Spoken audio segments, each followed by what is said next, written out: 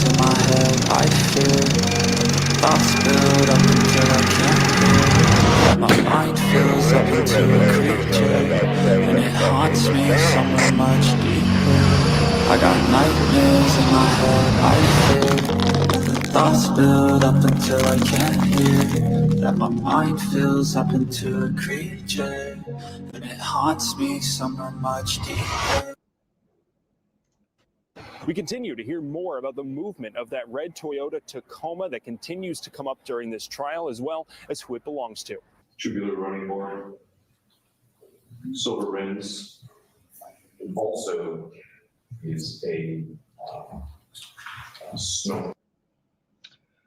Hi guys, so that guy that I thought could have been Pavel Gumeni, obviously you probably want to get a look at what he looked like to begin with. I have since seen what he looks like. Turned out to be Gregory LeBeau from the state police. Whenever I pause the video, you can't see what is on screen. I do have a screen grab. I'll show it to you in a moment, but look out for the rear of the pickup. Do you notice something in the rear? And what do you think it is? By the way, hi guys, nice to see you. What's State this over police here? Investigators back on the stand Tuesday, tracking the movements of a red Toyota Tacoma they believe was being driven by DULOS on the Merritt Parkway the morning of May 24th, 2019. I was extremely interested in the objects in the back of the pickup truck. That vehicle owned by Pavel Gumeni, an associate of DULOS. I noticed that his shirt was soaked in sweat. And new details about Gumeni and his conversations with police as the investigation progressed. Okay, so do you guys want to get a closer look at that object? And the crazy thing is, okay, well, let's first have a look at it.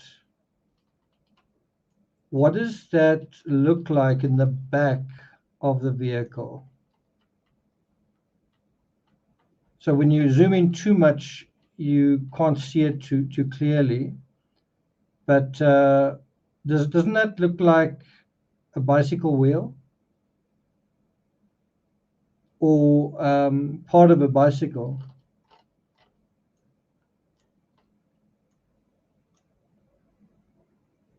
That could be the hub of it, and then perhaps the rest of the bicycle goes that way. So I'm not sure how many other views there are of the rear, but that's not a bad one.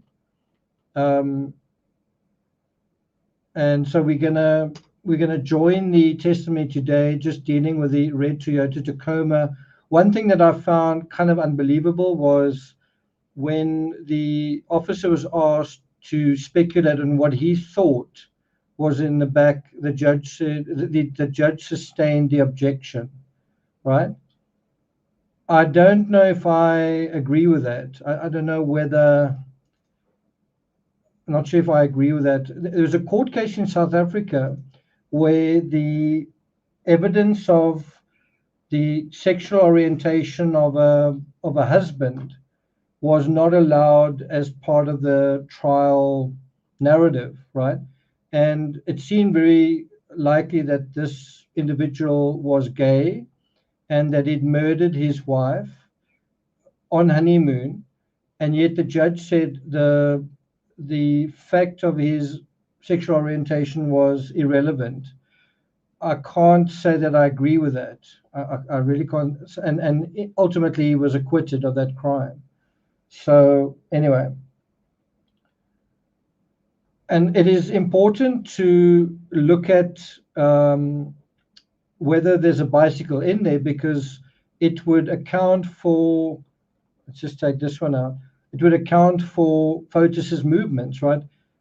So far, it looks like Fotis got up early in the morning on Friday,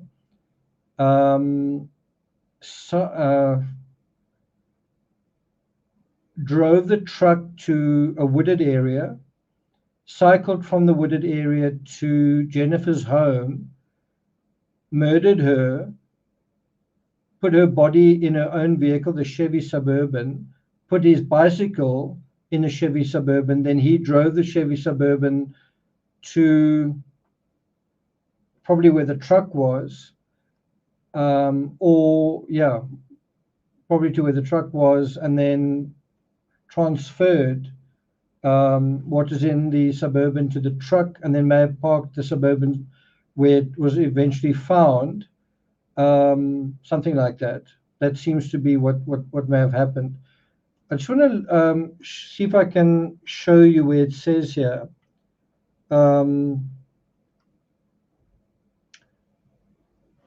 Okay, Timmy, I need to just do that. So he says, I was extremely interested. Can you guys see that? I was extremely interested in the items in the back of the pickup truck. He wasn't able to elaborate on what he believed was in the bed of the truck because of a sustained objection. So obviously the defense lawyer objected and the judge sustained that. I'm not sure if I agree with that. Anyway, so we're now going to go from that to what was dealt with a few minutes ago during trial day 14. Let's go to that right now. So states 90 admitted as full except for photos 9 and 13. Yes, that correct? exactly. Okay. Yeah. Hi guys, welcome to everyone, mods, members, good to see all of you here. We're going to be looking at the red Toyota Tacoma now. After that, Riley, if you could take a look at the screen behind you. after that, we'll look at a few of the screenshots, additional screenshots. Do you recognize what's depicted on that screen? Yes, I do. What is depicted? That is the front end of the Toyota Tacoma that we processed on June the 11th and at Troop L in Litchfield. If you wouldn't mind stepping up near the screen, sir.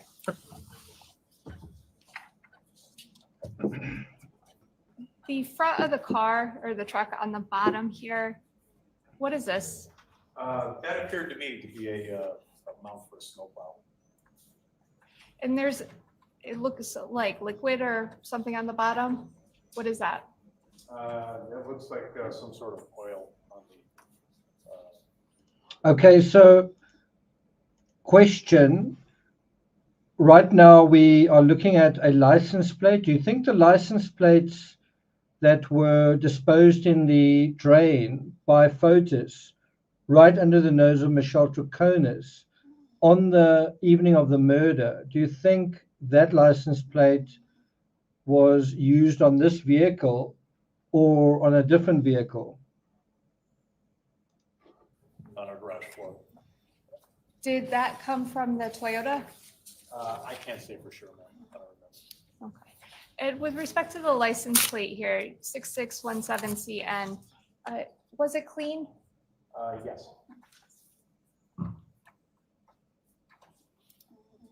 And picture 2, sir.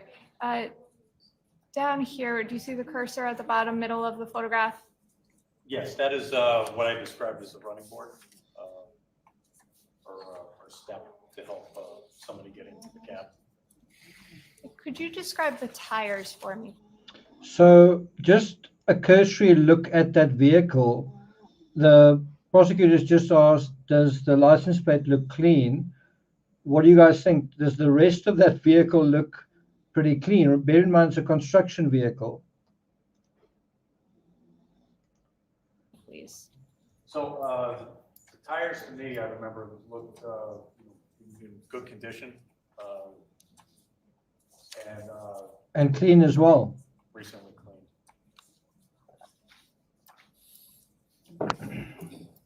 Picture 3. Sir, is this the same, I guess, running board or on this other side of the vehicle? Yes, ma'am. What do these look like in the back of this vehicle?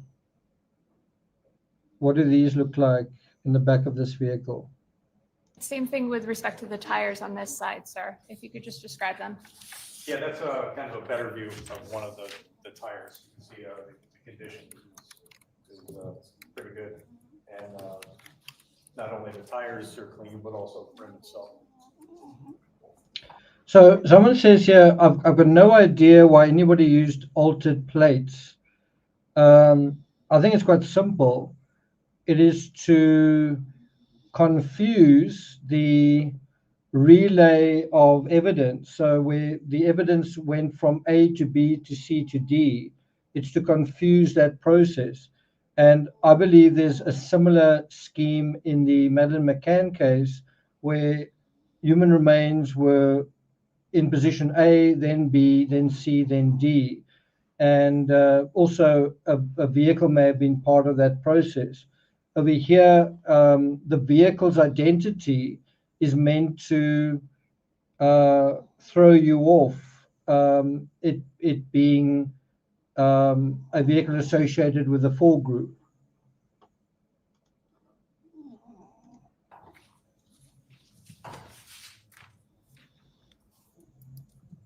Yeah, And well picture 4, said. please. That is the back end of the Toyota Tacoma. What's down here in the middle bottom part of the picture? That's a trailer hitch, ma'am. And this license plate, sir, was it clean as well? Yes, it was. Now, you could see the trunk of the vehicle. What is contained within that? And I'll show you picture 5. Yes, that's the pickup truck bed, and these are the 2 other automotive car seats that we found in the bed, Where did you find them just like that? just like that. And the one on the left, sir, has the, I guess, if you can just describe why it looks like that compared to the other. So the seat cover on the seat had been removed, and the seizing investigators advised, the crime scene team that this is the condition in which the seats were obtained When they received it? when they seized it. Correct. Okay, you did not do that. I did not. And to your knowledge, no other state police officer did that. No. Okay.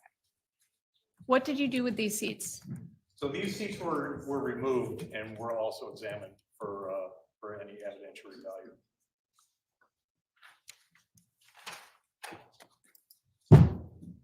And what does that show, sir? That's the underside of the seat that had the cover removed. Now, with respect to the outside of the vehicle, did you take any swabbings or take any samples or anything from the exterior of the trunk? From the outside of the vehicle, we took DNA swabbings from the front license plate screws in an effort to capture any latent DNA material that was there. So I'm going to go back to picture 1, sir. If you could just point out on the screen where you took the swabbings. Yes, from these 2 screws. Why did you take those? In effort to, we learned that, Objection. Well, the question is, So someone asks, did Fotis clean the car or the owner? As far as I know, Fotis and Jennifer went to clean the vehicle together. Fotis actually used Michelle. Fotis used Michelle's name, I believe, and number. I'm not actually sure if he used her name, but he definitely used her phone number. box and package those. On that day, did you remove the license plate or remove the screws? Not on the 11th. Did you wear protective gear while did. you searched this car? Yes. What did you wear? I wore a disposable gloves and a mask where necessary. Did you take any swabbings from the door handles, all on the exterior of the vehicle? No. Why not? The vehicle was relatively clean. If there was any linkage between this vehicle and our initial response, it's been 2 weeks since. That's right. I think he referred to it as a Sienna. I think you're right about that.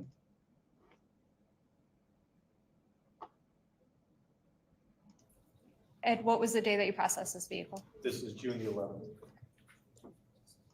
So, I mean, that gives you an idea how long it took to kind of get on the right track. it took almost 2 weeks to get on the track of this particular vehicle. And I think it's possible that this vehicle transported Jennifer's body to its final resting place, also the bicycle to its final resting place. I want to, just for the sake of clarity, just show you guys the all the vehicles that are part of this.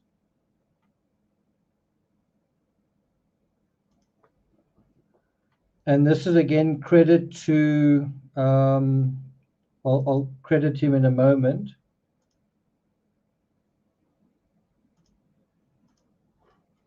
These are all the vehicles that are really part of the story. We'll go through them in a second. I just want to credit the guy who put this together. I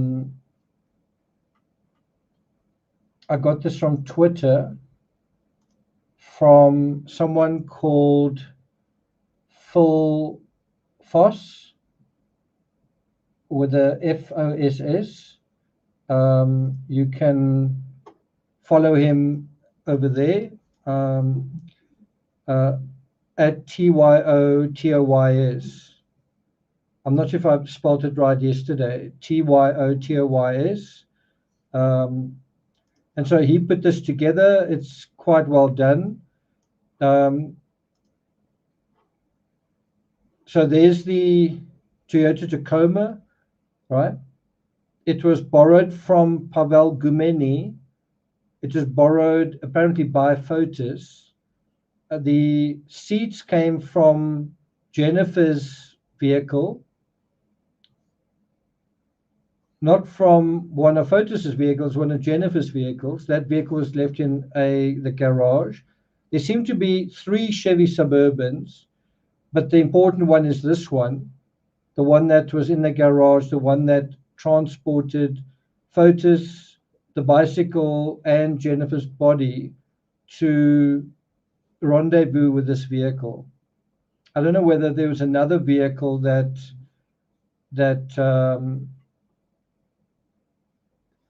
if you say that this vehicle went from A to B, I don't know whether there's a vehicle between A and B. I suppose it's possible, but I think it's unlikely.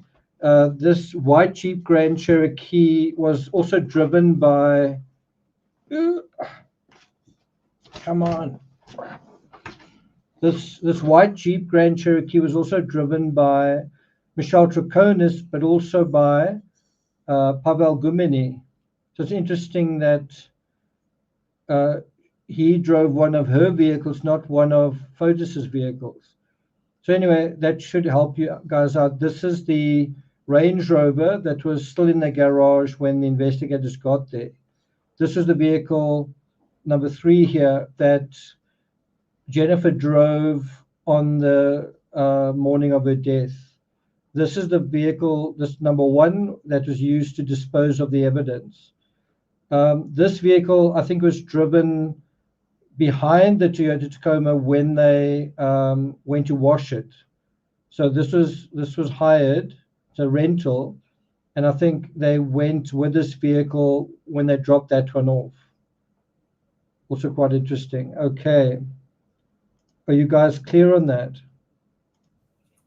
Now, with respect to the interior of the vehicle, did you take any steps or take any swabbings of the interior of the vehicle? Yes. What did you do? So we first visually inspected the inside of the vehicle for. So this is quite important evidence, but I just want to deal with this comment. So far, I've found some lack of clarity in time during the prosecution's narrative. And then also, I agree with you. I think a nice infographic showing all the vehicles would make it clearer for the jurors.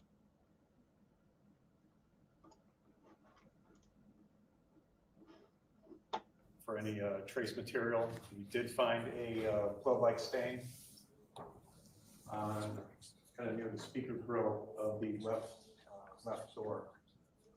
And We tested that with Castlemeyer reagents, got a positive result. Again, I'm going to object to this Castlemeyer and any other reagent. We've been through this before. It's going to have no evidentiary value as the case continues, and therefore it's confusing and irrelevant.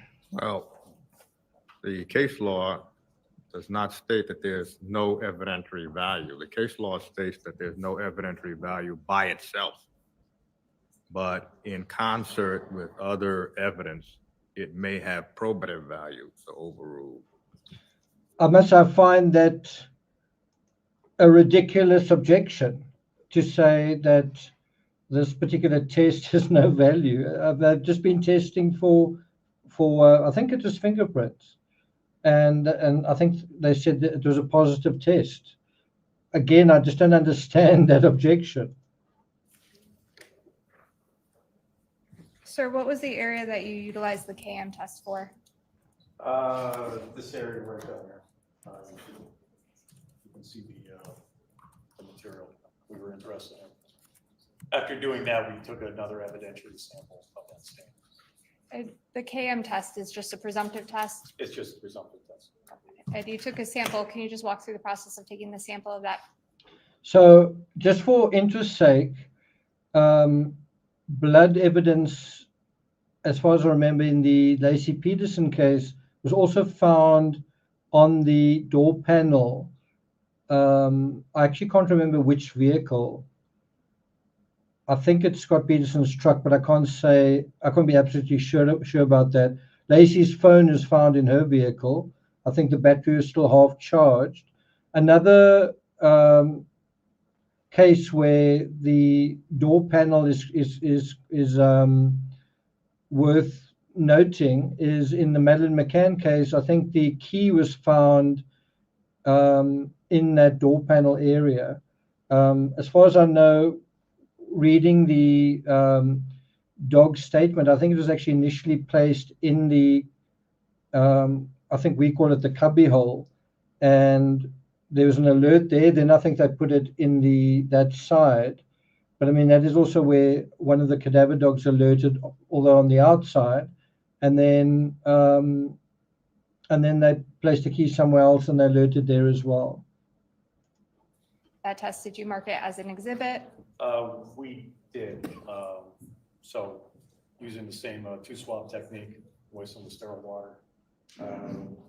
We swabbed the stain, collected the stain onto the sample or onto the swab, and then boxed and packaged it. Did you take any other action with respect to this car door? Sorry, what do you mean by the term detailed? Is that cleaned on the inside? Is that when they polish the inside? Not quite sure what you mean by that. It's not a term we use over here. What do you mean by detailed?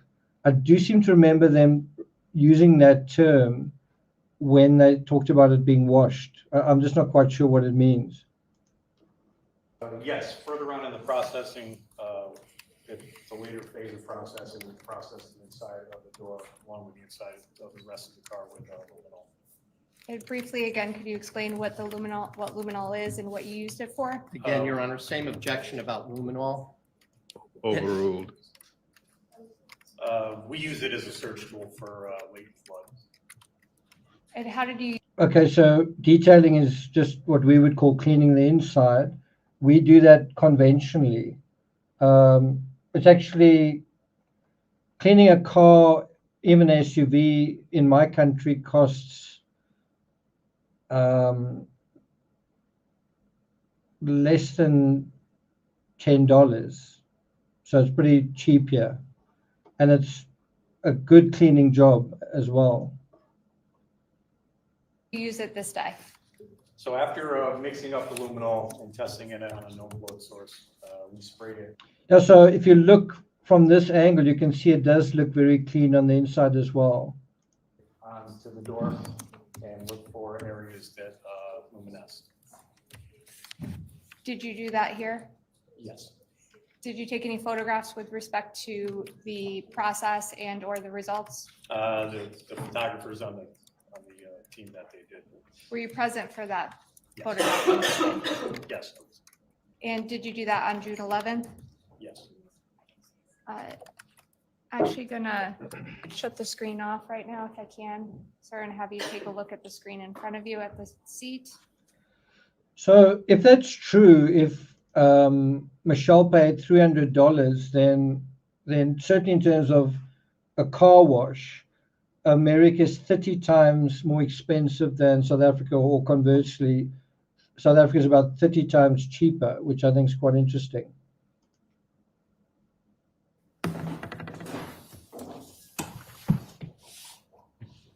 So obviously Connecticut is pretty expensive. Actually, what's been marked as states 9 and then states 10. Do you recognize what's depicted in states 9? Yes, What is depicted in states 9? that is a picture taken during the processing with luminol. And is that what it looked like after you processed it with luminol? Yes, Is it a fair and accurate representation of what what it looked like or what the results look like? yes. State would offer 9. I would just, if I may, Your Honor, I know counsel indicated he had no objection for 10, but if I may ask a few questions on it prior to showing it to the jury. If I can, Your Honor. Is 9 is offered? 9 is offered, but So Stephanie, is Long Island cheaper than Connecticut? Something tells me it is.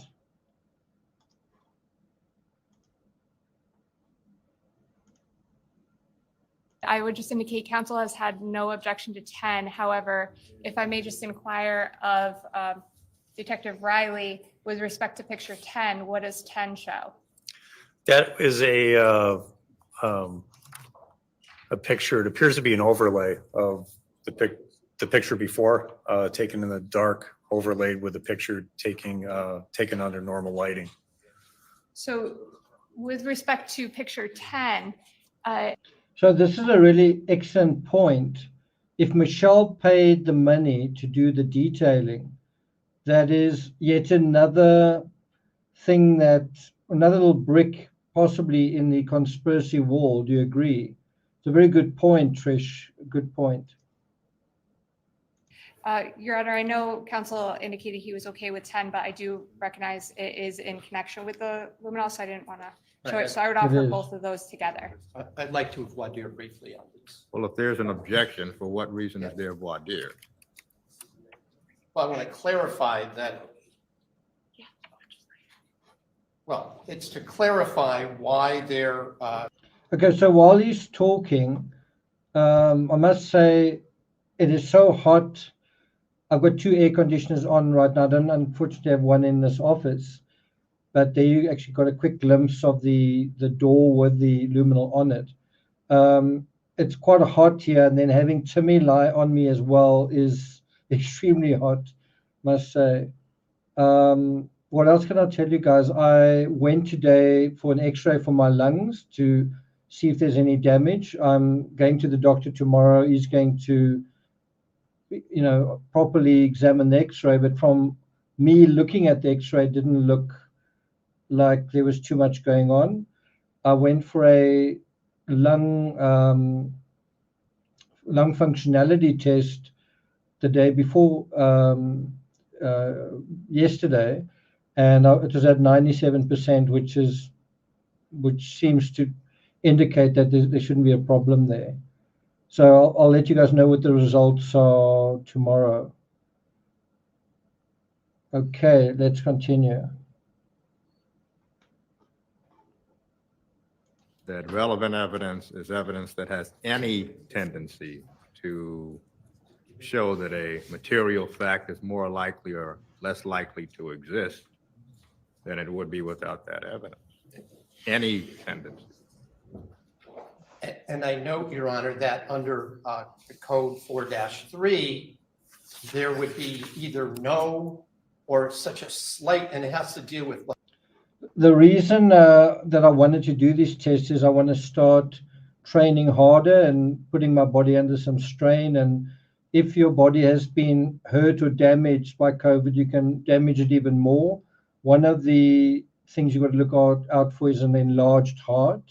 So it's not just the lungs. By the way, I did actually get a look at my ribs. The although it's a very ugly looking, the way that the ribs sort of have healed is sort of like that, right? There's quite a nice little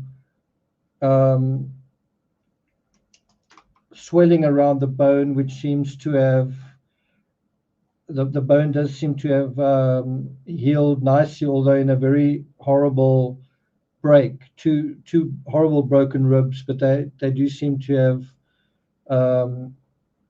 cemented together. That was still looking at the chest x-ray. Okay, let's continue with this. Case law. By itself, the presumptive test has no probative value. However, the probative value can be determined under circumstances of the investigation, including the search and seizure of the truck and the reasons for the search and seizure of the truck. What do you guys say? Jump forward. Case law states also, With respect to this picture or this photograph of the door, did you utilize that luminol process on this door? Yes, And is the results shown on picture 10? yes. Okay, So what's quite important here is that the presumptive test for blood is on the driver's side, right? That's also quite important to note. if you can, sir, could you direct the jury's attention to those results? So the areas that are visible the most is darker areas here. You can see this bluish glow. Yeah, there as well. You see other areas of the luminescence. This area. To be clear, what did you utilize the luminol for again? It was just a search tool that we used for an attempt to find latent blood. Did you Again, also? I'll just object for the record. I don't need to.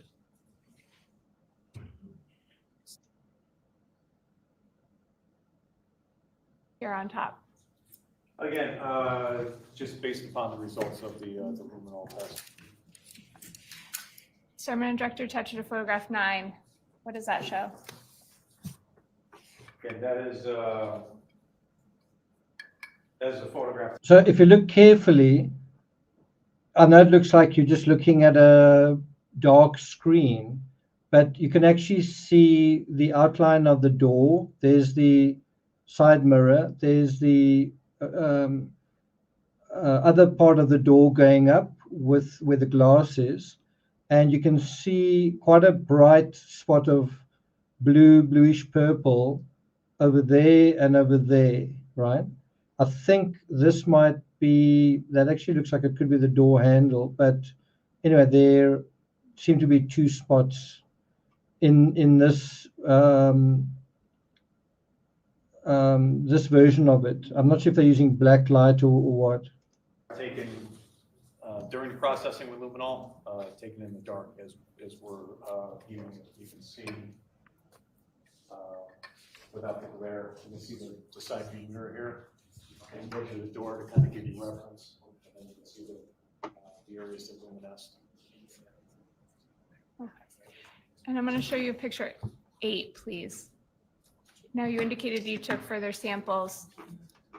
With So respect- let's just go back so look quickly over there.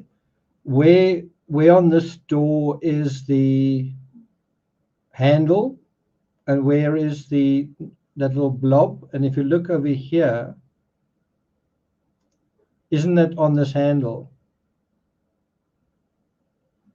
So it seems to be on the handle and then somewhere here as well. Now, you indicated you took further samples with respect to.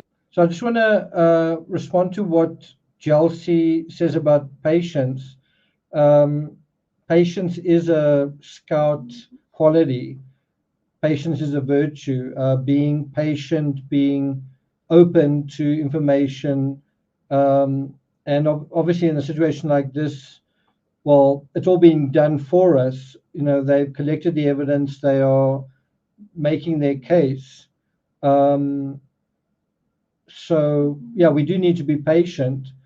I'm also quite impatient in a situation like this, but part of the scout mindset, certainly when investigating, but on your own time, on your own terms, one does need to be patient and systematic. 205, sir. Correct. What did you do with that? So this material here, we further field tested with the Castlemeyer reagents. We did not obtain a positive result with this. However, we nonetheless took evidentiary samples. By samples, do you mean the same, did you utilize the same process that you've been discussing, the Correct. swabbing? The two swabs. Okay. And 204? Same process. We tested this area with Castlemeyer reagents, obtained a negative. So I think the question is, what evidence would we expect them to find? And I would say DNA belonging to Fotis and DNA belonging to Jennifer. Test, but still we obtained evidentiary samples with two swabs. Me too, Stephanie, me too. So there's quite a nice view of the inside, the interior. It does look pretty clean, doesn't it? And I think these are the seats that were supposed to be replaced. Now, why on earth would you need to replace those seats? Because you could probably clean blood off every other surface, the mats, the dashboard, the steering wheel, but not so much the material, which is like a mattress, the absorbent material of the seats. Picture 11, sir, what does that show? That is the those two seats. Looks like a Red Bull can in the middle there. Looks like this seat isn't properly installed, right? From a Porsche that we found in the front of the pickup truck.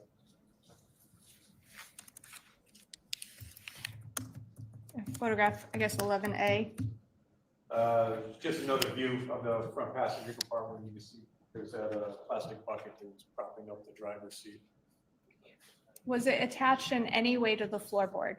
No, they were loose in the cab.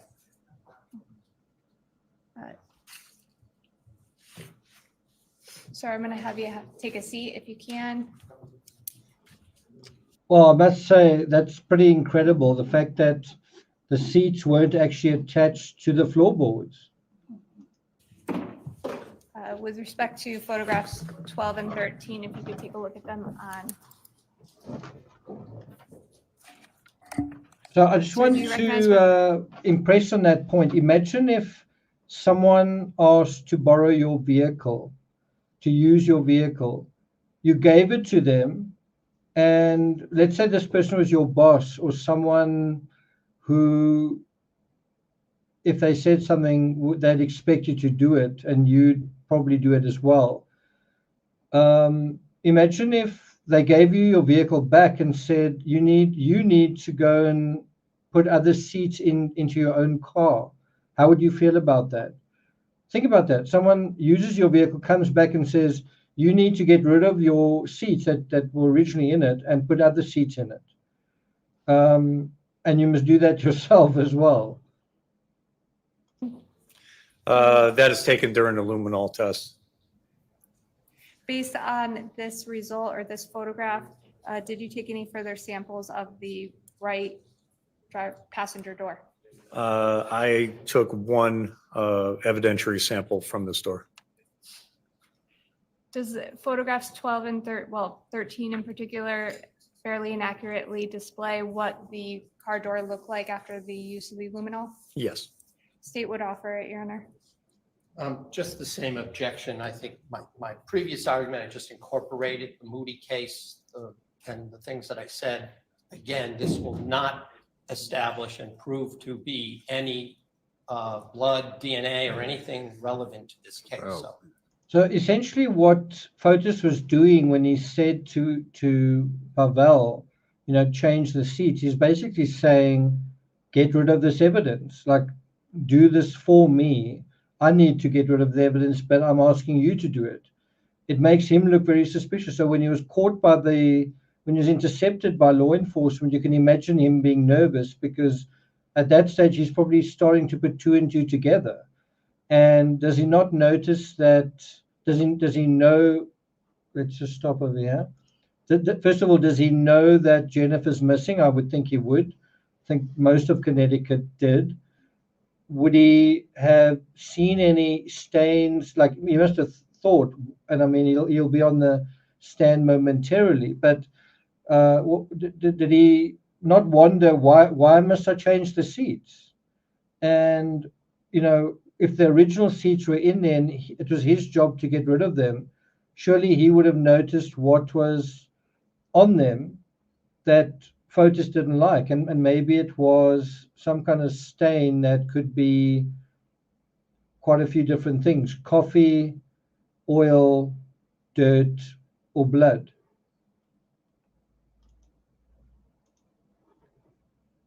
The interior of the vehicle. It was very clean for an 18-year-old truck. Yeah. Photograph 13. That was taken after processing the inside of the door with aluminol. And photograph 14. That is an area where we took an evidentiary sample from following the luminol test. We tested this prior with the Castlemeyer reagents, and it again did not test positive for blood. This one did not test positive as well. It did not. Did you still take a evidentiary swabbing? Yes. Photograph 15. That's a view of the front passenger compartment as seen through the passenger side door. Was that front seat? So let me ask you, this car's just been washed and detailed. Would you expect positive, presumptive tests to come back positive for blood? It's all been cleaned. So I think one could say if something did come back positive, that would be a little bit surprising. That's referring to the side panels and the steering wheel. That doesn't include the seats. And now the question is, what is found on the seats? Passenger car seat attached to the floorboard at all? No, it was not. The same question as before, you could lift it off and take it out? Yes, Did you lift it off and take it out? we did. 16, what does that show? That's after we lifted up the seat and took it out. That's the rear, kind of that extended cab portion I was talking about with the two jump seats. So did you also process the two seats that were on the truck or the truck bay? Yes. Photograph 17, sir. Draw your attention to 202. What does that mean? So that doesn't mark anything specific. That just denotes that those two seats were designated as Exhibit 202. Did you take any action with respect to these two seats? Yes, we examined them for any kind of trace material, blow-like stains, such as that, and then we processed it again with the spray luminol. Based on the spray of the luminol, did you take any swabbings? Yes, we did. Where? So on the seat, may I point it out? If you can, please. So on this seat here, with the seat cover intact, we found an area of interest in this general area. Photograph 18. Correct. This was after spraying the luminol. Again, we identified the area by circling it in dark color Sharpie. We took a further swab of this area, tested it with Castlemeyer reagent, obtained a positive result. And instead of actually swabbing the area, we cut the seat cover and seized that piece with the stain.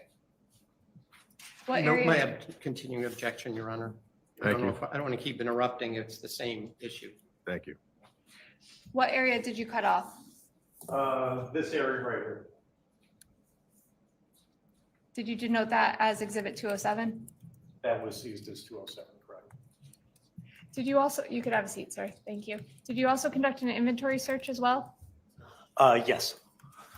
Photograph 19, what is reflected on that picture? Again, that is the contents of the inside of the vehicle taken during the inventory portion of.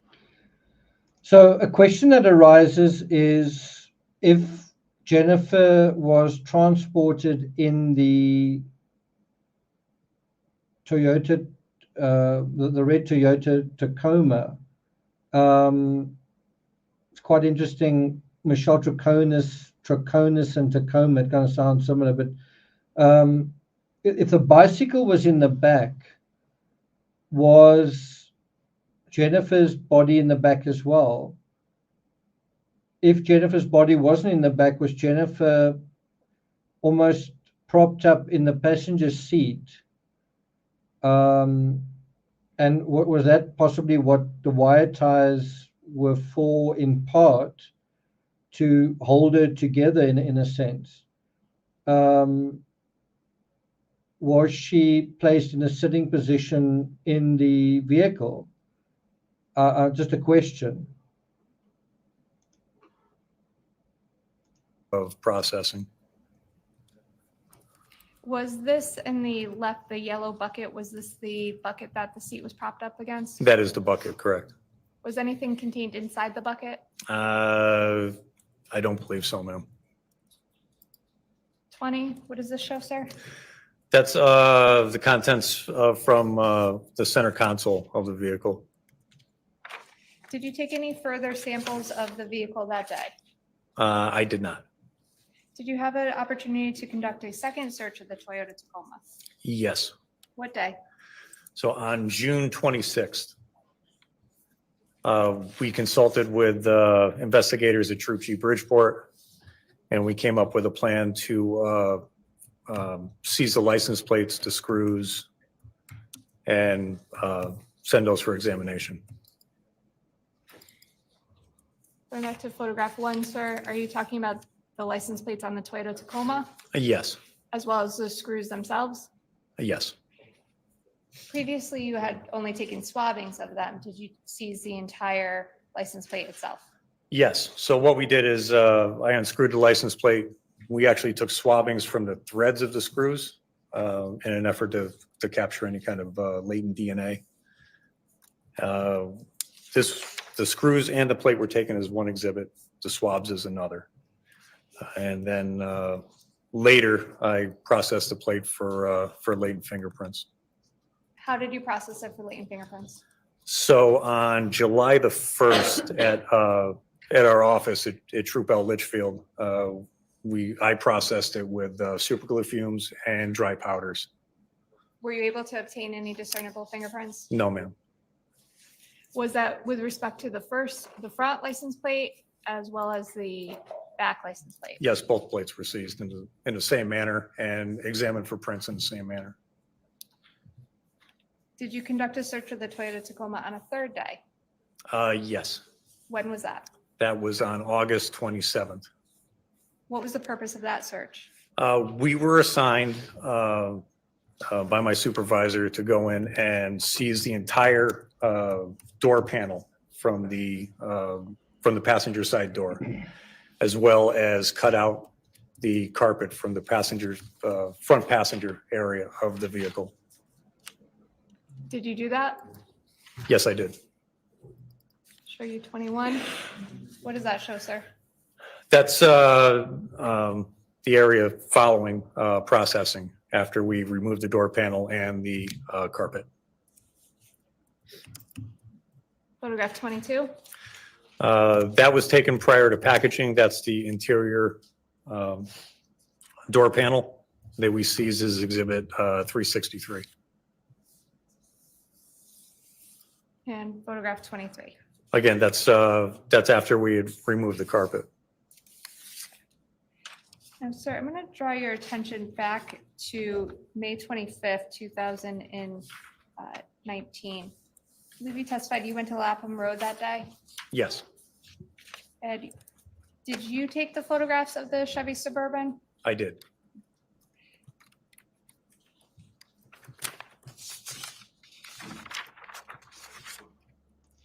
So I know when I wrote the books on Scott Peterson, I had the same kind of issue, which was where was Lacey when Scott drove from Modesto to the pier. What's the name of that pier again? The Berkeley Marina, right? The question was, where was Lacey? Do you think that Lacey was put in the boat and the sail, the what do you call it, the boat cover put over her, right? And you might say, yeah, why wouldn't anyone do that? Well, for a couple of reasons. One is the sail could blow off, and then you busted for murder just like that. The other possibility is that she was placed in that big green box. But then the issue would be, although that would be safe, he would need to open that and transfer her to the boat when he got to the marina. So both those alternatives come with problems of their own, right? In this case, you've got to ask almost a similar question. Would you put a dead body in the back of a vehicle where someone could easily possibly see a foot or a hand or whatever, or would you want the body closer to you? I don't know what the answer is. I'm simply saying that is something the killer would need to think about. If I may just have one moment, Your Honor. Yes.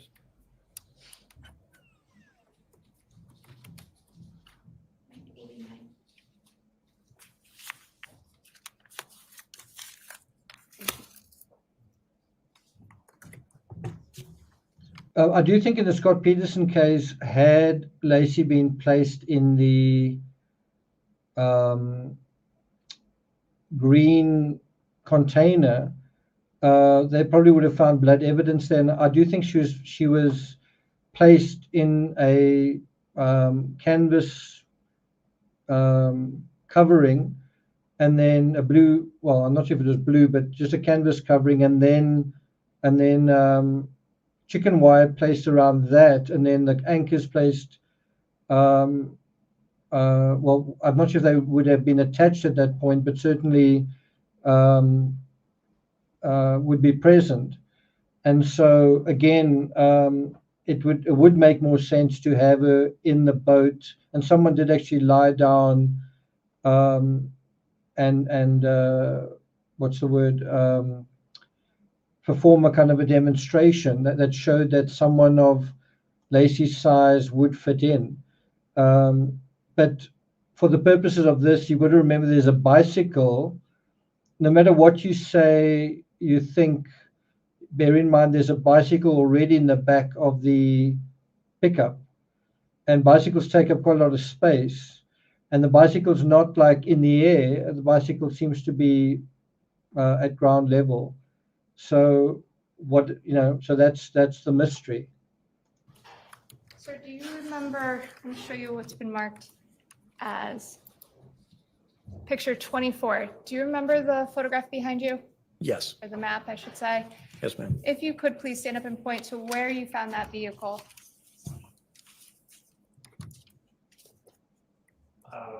We found that Chevy Suburban in this general area here. Which direction was the vehicle facing? The vehicle was facing south towards the Merritt Parkway.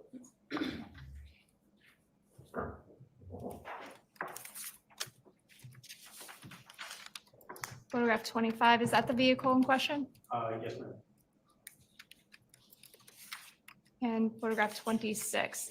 Yes, so here is the southbound lane. There's a bridge over the Merritt. And you can see the vehicle is parked in kind of like a little dirt pull-out off of the southbound shoulder. On May 25th, did you walk that area where the vehicle is parked? This general area here, yes. Okay. Are there different cutouts along that side of? So think about the following. Think about do you think someone would have transferred a bicycle and Jennifer's body from that position right there? Right? I don't think so. And so if you say, well, the vehicle's actually taken somewhere else, not far from there, but perhaps parked in the woods, right? Then you could have somebody else bring the Toyota Tacoma closer, or even the person driving this vehicle bring the Toyota Tacoma closer to this point in the woods, and then that same person could drive this vehicle to where it is now, or another person could do that last bit. But where this vehicle is right here, I don't think that's where the transfer took place.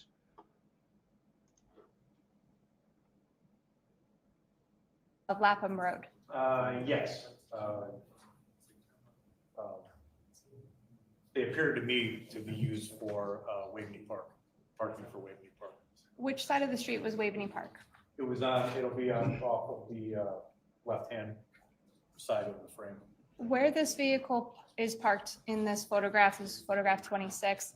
Is there a cutout or a place for another vehicle to park in front of that vehicle? Yes. Is there a cutoff and a place for a vehicle to park behind that vehicle? Yes. I can, sir. Your Honor, at this point, the state's intention is to play 89, which is the school bus video. I would make the same request I made yesterday with respect to the cameras. Thank you. The school bus video, essentially, there are a few cameras on the school bus. Some are external cameras, some are interior cameras. With the interior cameras, the images of children are captured and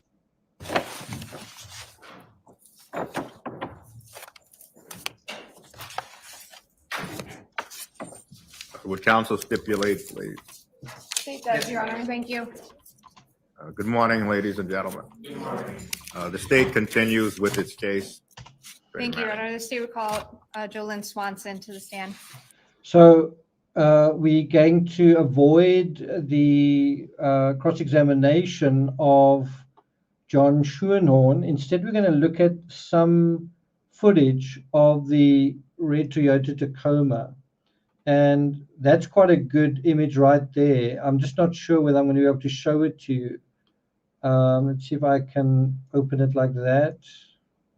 I don't think I have access to this particular website.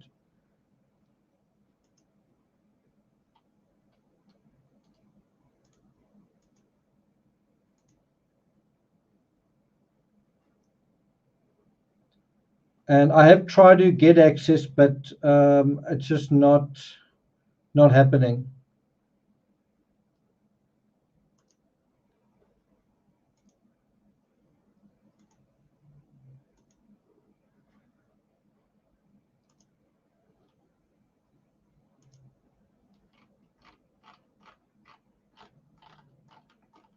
Yeah, so I can't quite access that better image, but certainly in this picture, that does clearly look like a bicycle wheel.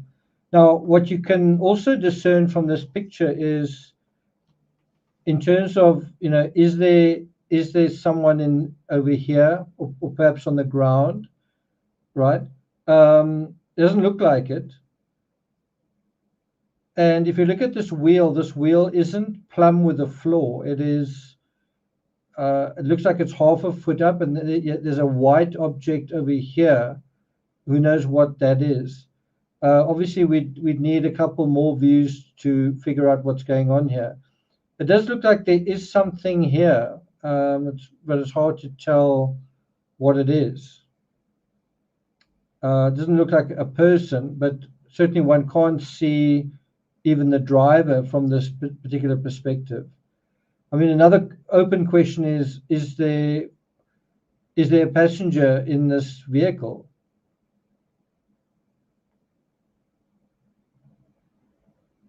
it also looks like, is this window open or closed? And there is a little bit of a cargo space here on this side. Anyway, let's see if there's anything else that we can see.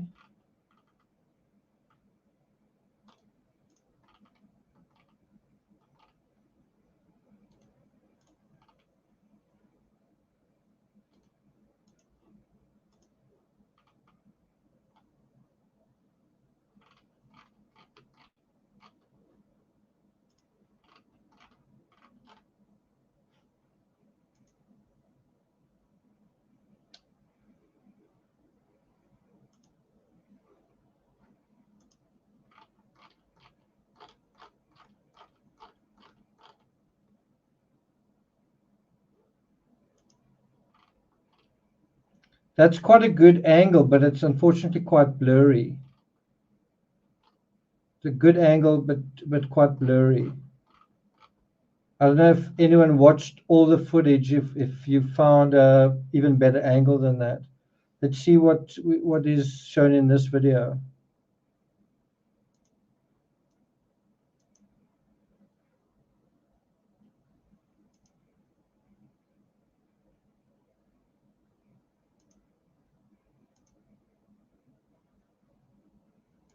Whether there was, who was in the red pickup truck that was pulling out of 80 Mountain Spring Road, correct? Correct.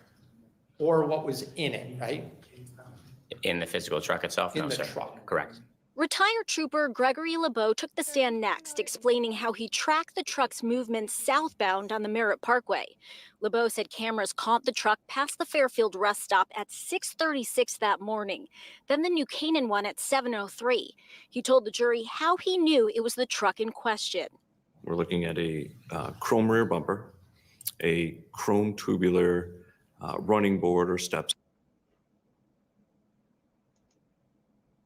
New Canaan police officer Kelly Coughlin picked up on the prosecution's narration of the truck's movements. Coughlin testified cameras from 2 school buses recorded the truck parked on Lapham Road outside Waveney Park, near where Jennifer DULOS' black Chevy Suburban was found abandoned. Was it parked in a cutout? Yes. The jury also saw video from the Merritt Parkway rest stops of the truck heading northbound from New Canaan in the 11 o'clock hour. LeBeau said he took screenshots. And while he couldn't tell who was driving, something stood out to him. I was extremely interested in the objects in the back of the pickup truck. What those items were presumably will be part of future testimony. Also today, we did hear about the first police interaction with the owner of that red pickup truck, one of Fotis Dulos' employees, Powell Gumieni. He is expected to testify in the coming days. Yes, that's what we are waiting for. That is what we're waiting for. Okay, so let's go back to the beginning of today's testimony. We're just going to get a couple of different angles, and then we'll go back to the prosecution's case live.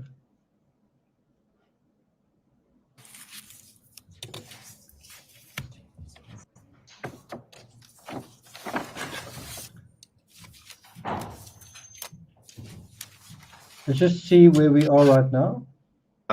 This matter in deliberation and determine or not be able to determine that there was no, to use your representation, evidence of blood. Do you think the jury is unable to do that? No, sir. I would think that, you know, we spend a lot of time Okay, picking this jury. I think they are. Avoid that. I think this is the neighbor right over here.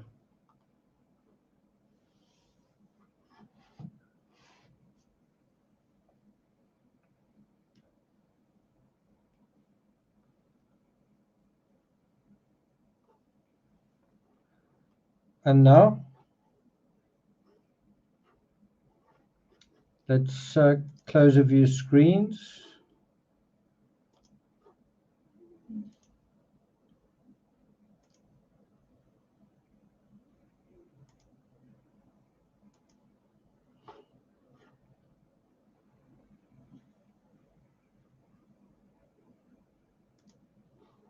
Let's try refreshing.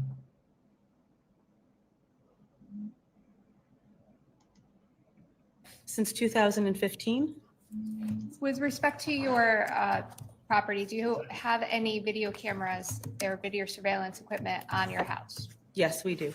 Okay, how many and where are they located on your residence? We have 2 Ring videos, doorbells, one placed at our mudroom door and one placed at our garage facing our driveway.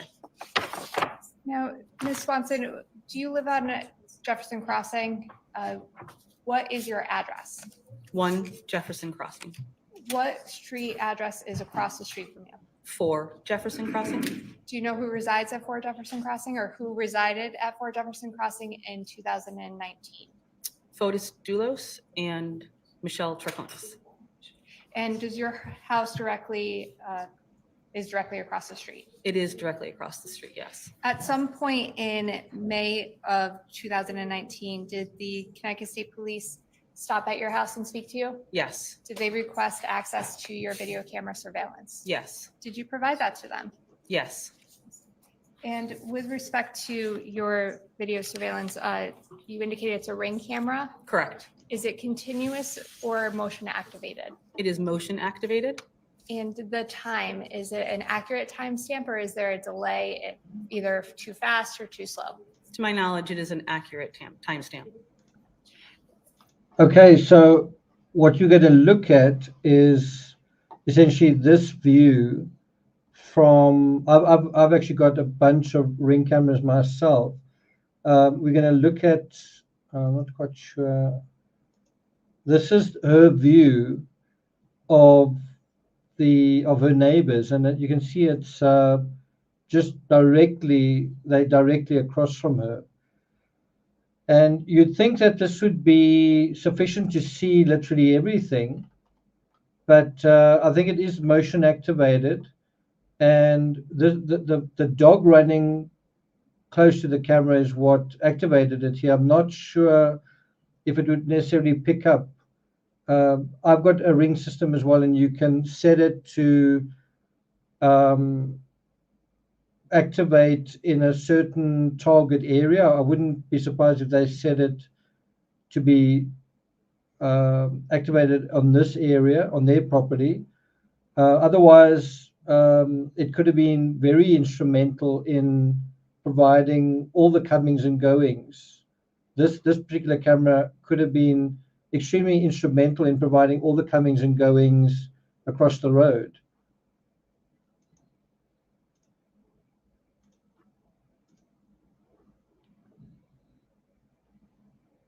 Your Honor, say would offer 90, if I may.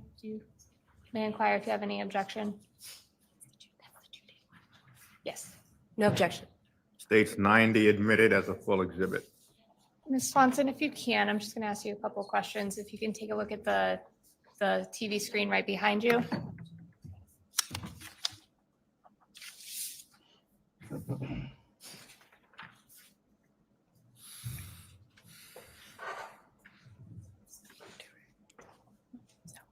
Yes. Thank you. Okay. With respect to the police, when they came and stopped by the house, were they able to download any video? They attempted to download video, yes, but from my understanding, they were not successful. Why do you say that? Because I was then asked at a later date to email the videos in question that they were asking for to try and download on that Monday. They asked me to resend them via email. Did you do that? Yes. Actually, going to show you, into that time period encompass a couple of days? It was from late on the 23rd through the 24th of May, 2019. Okay.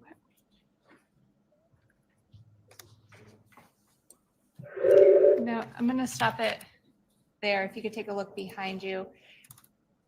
Can you please explain or describe to the jury what we're looking at right now? That is my mudroom Ring doorbell that faces my front yard. The road is Jefferson Crossing, and across the street is 4 Jefferson Crossing, their driveway, house, mailbox. And you indicated your camera is motion activated. Is that because of the dog triggering the Ring camera?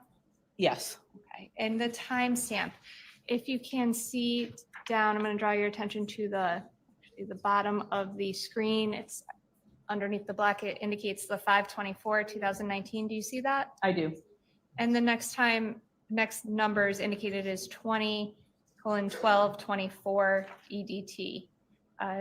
Is that the time for the video? Is that the timestamp displayed? Yes. And is that military time? Yes. Do you know what it is in? I would have to do the math. I don't know it off the top of my Does head. 8:12 PM sound Yes. acceptable? Okay. Yes. And is there sound on your Ring camera? There is sound. Okay, I'm just going to play you one clip.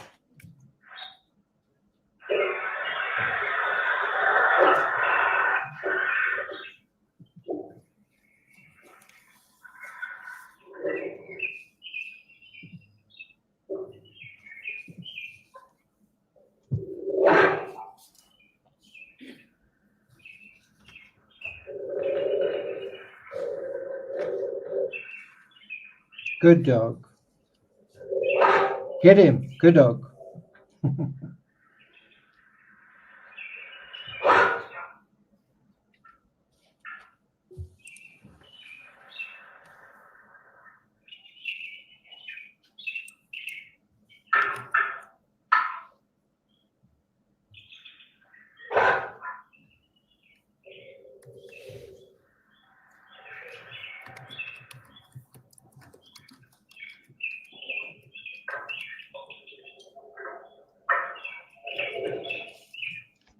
So I'm not sure if it's clear. Can you see the date? It's the 24th of May at the bottom. Look where the cursor is. 24th of May. That's the day of the murder. And it's 12 minutes past 8. I presume that's Eastern time. So this was basically the vehicle coming back home after running all those disposal errands and getting Starbucks. And the dog is right to be barking at the person across the road. You can also see Fotis is wearing the clothes he was wearing during those disposal runs.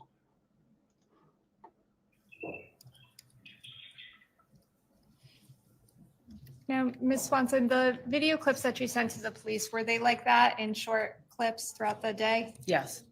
And that's because it's motion activated? Correct. And by the way, just for the record, when I say 8:12, that's 8:12 in the evening, correct? PM. Okay, thank you. Now, you indicated you have a second camera angle Correct. where, if you could take a look at the screen behind you. And what are we looking at here? That's my driveway and part of the road of Jefferson Crossing and part of 4 Jefferson Crossings driveway.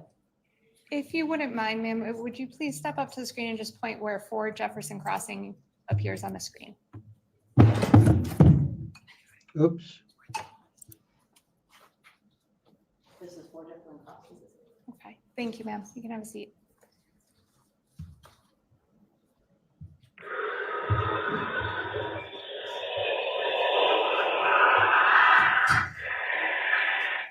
And I'm not going to play it all the way through, but is that the other angle that your house shows the street for the camera angles that you gave to the police? Yes. And for the motion activated clips, they were throughout the the evening of the 23rd through the 24th, correct? Yes. Nothing further. Thank you.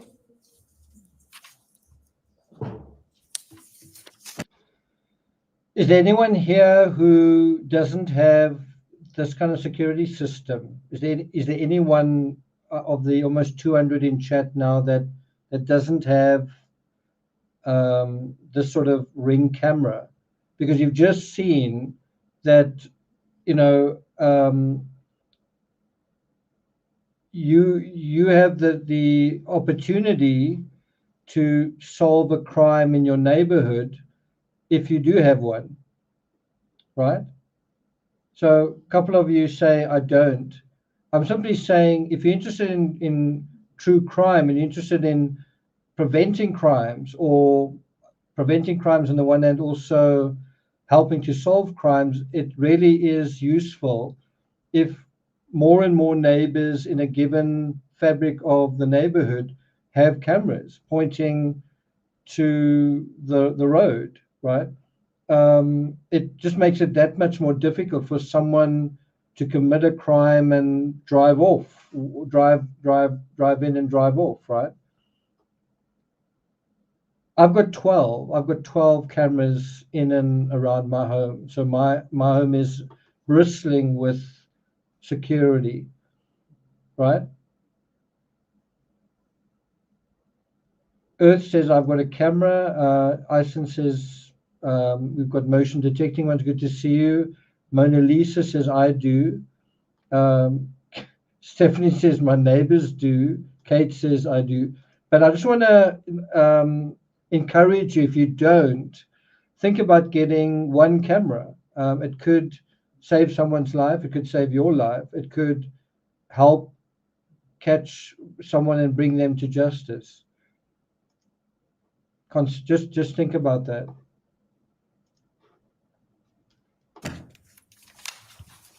Good morning, Mrs. Swanson. Morning. A couple questions about the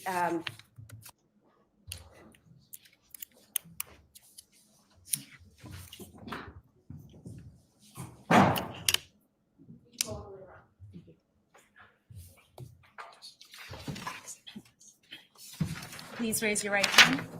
Do you solemnly swear or solemnly and sincerely affirm, as the case may be, that the evidence you shall give concerning this case shall be the truth, the whole truth, and nothing but the truth, so help you God, or upon penalty of perjury? Please state your name and spell it for the record. My name is Mary Hollid, M-A-R-Y, last name K-H-A-L-I-D. Thank you. That's good to hear, Chelsea. Go.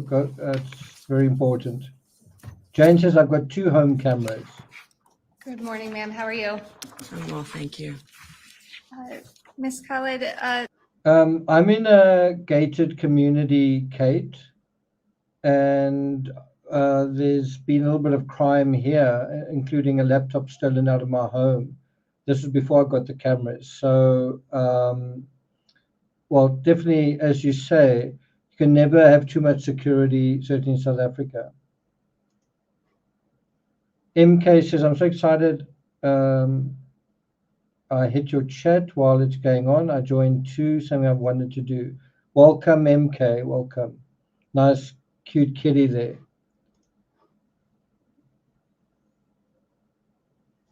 where do you reside? I reside at 77 Eli Road in Farmington, Connecticut. Is that in any way close to Jefferson Crossing? Yes, it is. How far away is Jefferson Crossing?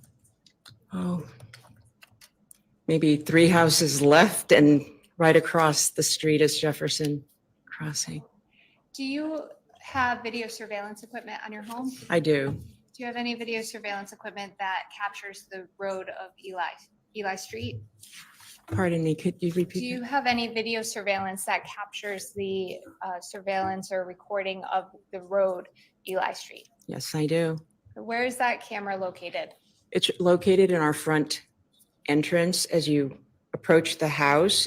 It's on the left-hand side Do you have a of the gate. Okay. Yeah, we have a gate, and it's just posted right there on the brick wall. Is it a continuous or motion activated camera? It's a continuous system that we have. Is it one of these Ring cameras, or is it something that is hardwired to your house? It's a hardwired camera. Do you know in 2019 if your Ring camera was accurate? Or I'm sorry, not Ring camera, if your camera system was accurate? Yes, it was. It was. It is. With respect to that time period, June of late May, early June of 2019, did the Connecticut State Police stop by your house and ask to review? Vala says, I live in Iceland. I must have always wanted to visit Iceland. One of my friends actually once had a girlfriend from Iceland. Beautiful lady. You say we don't even lock the doors, so the crime rates are very low. Crime in Australia is very low, and yet a camera picked up a very important incident that happened where a cyclist hit his wife. So it is, you never know when it's going to come in handy. Iceland has got a very small population, but it gives you peace of mind when you go on holiday. You can go on holiday, you can be away from home, and you can see your pet if you've got a pet. You can communicate with it if you want to, and you can literally just check into your own home when you away from home, and that's definitely very reassuring and useful. View that video system. They did. Do you recall when that was? It was Memorial Day weekend. Did you allow them to review the video system? I certainly did. And with respect to that review, did they ask to download video from your Yes, they did. residence? And did you allow them to do that as well? I certainly did. Yes. Okay. Your Honor, state would offer 77 Eli, which is video, which is states 92. No objection. State 77, or 92 rather, would be 92, admitted right? as a full exhibit. Thank you. By the way, just to be clear, your address is 77 Eli? Yes. Thank you. If you could just take a look at the screen behind you, ma'am.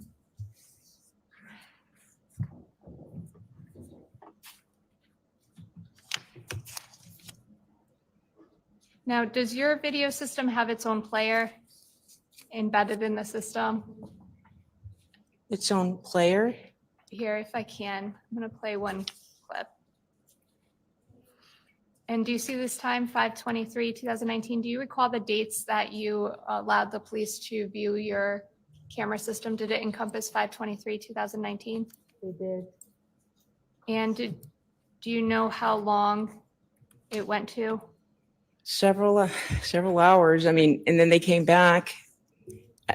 Another day they came back as well. They did, oh, They did, several to hours to download the video? It took several hours and then we continued another day because it was late. Okay. It was, what do you mean by that? Was it late at night? Well, I mean, They were there for a while? they were there for a while. I mean, we had other things to do as well. Okay. And there you go. Actually, I don't think that's.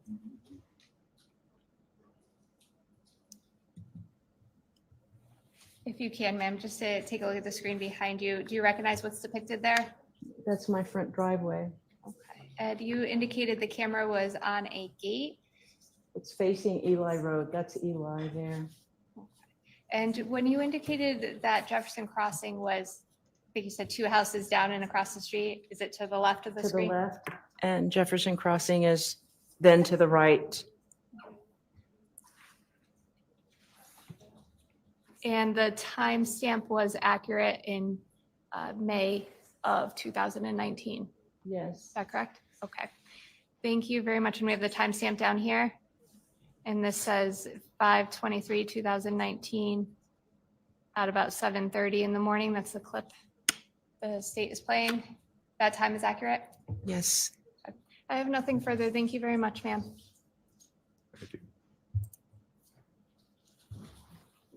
Good morning, Ms. Cohen. I must say, I'm not really sure what that is all about. Not quite sure. So I think we're still on a lunch break. I'm not sure if we're going to. Anyone know when the today's court day resumes? Is it in 20 minutes? Stephanie, does today's court day resume on the hour? That would be 8 p.m. my time. 2 p.m. Eastern.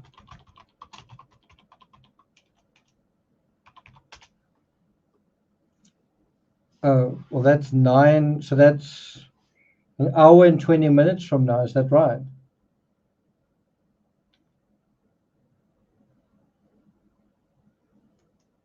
Hour and 20 minutes from now. Is that right? 80 minutes from now? Silent Murmur says, I never met an unattractive person from Iceland.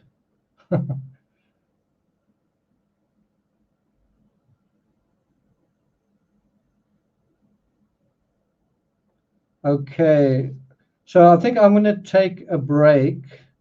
I'm going to put it on pause, and then we'll see each other again in about 80 minutes. Are you guys happy with that? Can't really think of anything that I haven't already shown you guys. So we'll see you guys back here in about 75 minutes or so. Okay.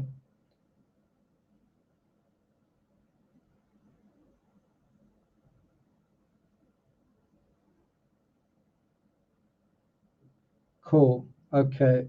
Off we go. See you guys later.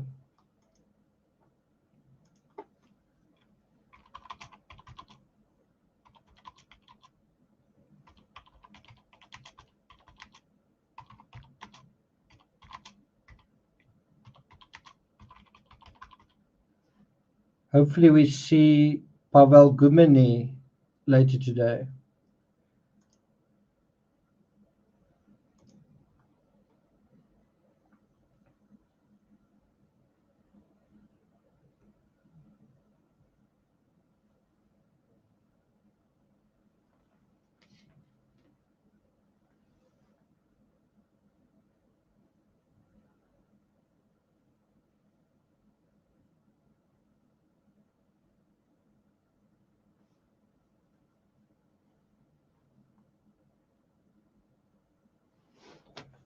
Okay, Timmy.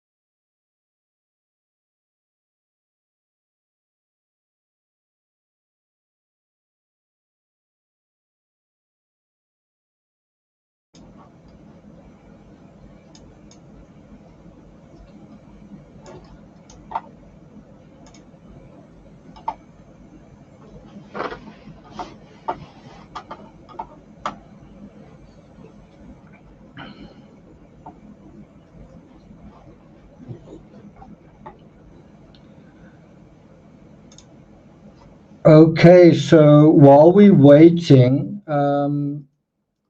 today is the 1 month anniversary of a case that I've been that I have covered not frequently, but a couple of times the last couple of weeks. Can anyone think what that case is? Today is the 1 month anniversary of that case. Anyone have any idea what that is?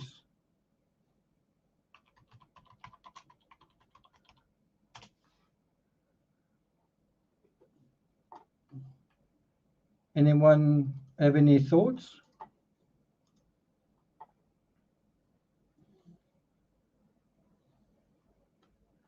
So a month ago today, on the 31st of December, Christmas, New Year's Eve, come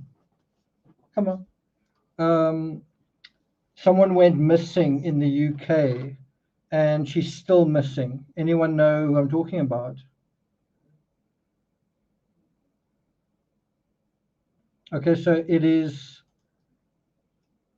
Gloria Clark. Gloria Clark has been missing for a month already. And the crazy part is there's actually CCTV of a woman matching her description entering the River Tees. So they know exactly where she entered, when she entered, and it's already a month that's passed. Remember all the speculation around, it's impossible that they couldn't find Nicola Bulley's body. And it took 3 weeks to find her. This is already into more than 4 weeks, right? And there's virtually no news reporting on this. There's virtually no social media that I've seen on this either. So it can happen. It does happen. It's this lady, 80 years old, Gloria Clark. Desert Cat says, I remember that. Chelsea says, it rings a bell. So anyway, our thoughts are still with her. Obviously, the search for her is continuing. It's just not being reported on. But it does show you that, true crime sometimes chooses certain cases and ignores other cases. I don't think it's a big mystery what happened to Gloria, but I do think it shows you how long it can take to find someone who enters a river. That alone shouldn't be seen as suspicious.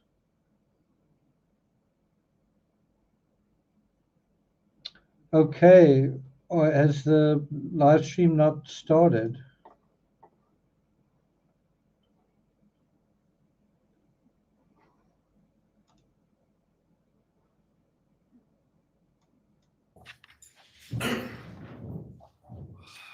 Would counsel stipulate, please? Yes, Judge. Yes, Judge. Thank you. Attorney McGinnis. Your Honor, the state calls Kevin Parisi.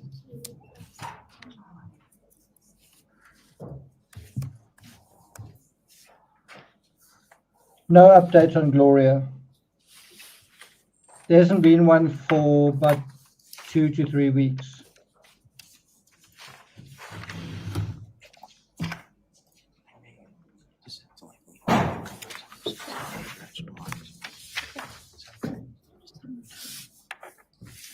You could please raise your right hand. Do you solemnly swear or solemnly and sincerely affirm, as the case may be, that the evidence you shall give concerning this case shall be the truth, the whole truth, and nothing but the truth, so help you God, or upon penalty of perjury? I do. Please state your name and spell it for the record. Kevin Parisi, Parisi. Mr. Parisi, you may be seated.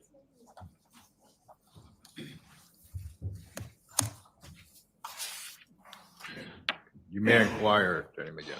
Yes, Judge. Good afternoon, sir. Good afternoon. Mr. Parisi, by whom are you employed? The Connecticut State Forensic Laboratory Where's the forensic laboratory located? in Meriden, Connecticut. What is your current title at the forensic laboratory? I am a forensic science examiner assigned to the latent print unit. What are your duties and responsibilities with the latent print unit? Our responsibilities include the examination of fragmentary latent prints on objects that are submitted to the laboratory. We also examine photographs and lifts, determine if identifiable prints are present. We conduct comparisons between a known impression and a latent impression.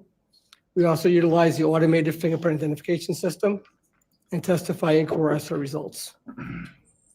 How long have you been doing fingerprint analysis for? Over 27 years. What type of educating and training do you have that qualifies you for your position? I have a bachelor's degree in criminal justice from Springfield, Massachusetts. I also have a master's degree in forensic science from the University of New Haven. Prior to my employment with Connecticut, I'd worked as a latent print examiner with the New Hampshire State Police Forensic Science Laboratory and also the NYPD Forensic Science Laboratory as a latent print examiner. Over this period of time, I completed a series of fingerprint training courses sponsored by the FBI, the Massachusetts Police Academy, the Institute of Police Training and Management, and the International Association for Identification. I further trained law enforcement personnel regarding latent print matters and testified in state and federal courts in New Hampshire, Massachusetts, Connecticut, and New York. May I have an exhibit marked, Your Honor? Yes.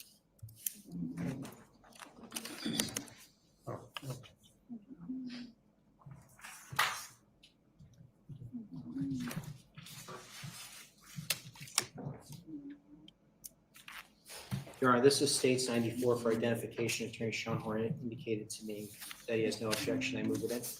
Yes, states 94 admitted as a full exhibit.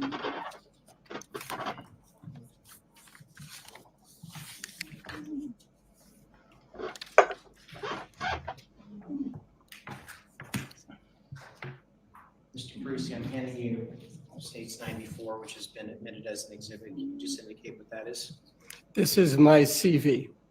When you say CV, you're referring to your curriculum vitae? Yes, I am. And this document details your experience in training with fingerprints, is that right? Yes, it does.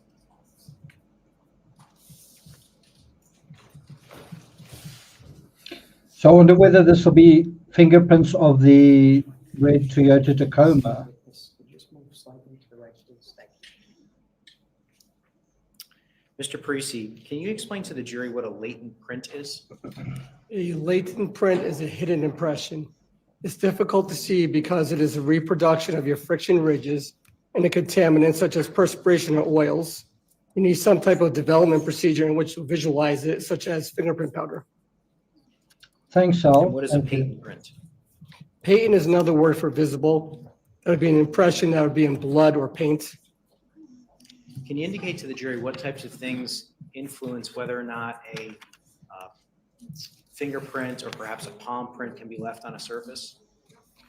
The surface itself has to be conducive, meaning it has to be smooth, such as glass, where your impressions lie right on top, rather than in a textured surface where your secretions run through the peaks and valleys, leaving it very obscured. Also, you have to have enough residue on your hands to transfer onto a conducive surface as well. If you're wearing So we know that fingerprints can be left on paper. I mean, often when you put fingerprints in a, when police take fingerprints, it's sometimes done on paper, right? These days, there's biometrics, which is digital, but always used to be on paper.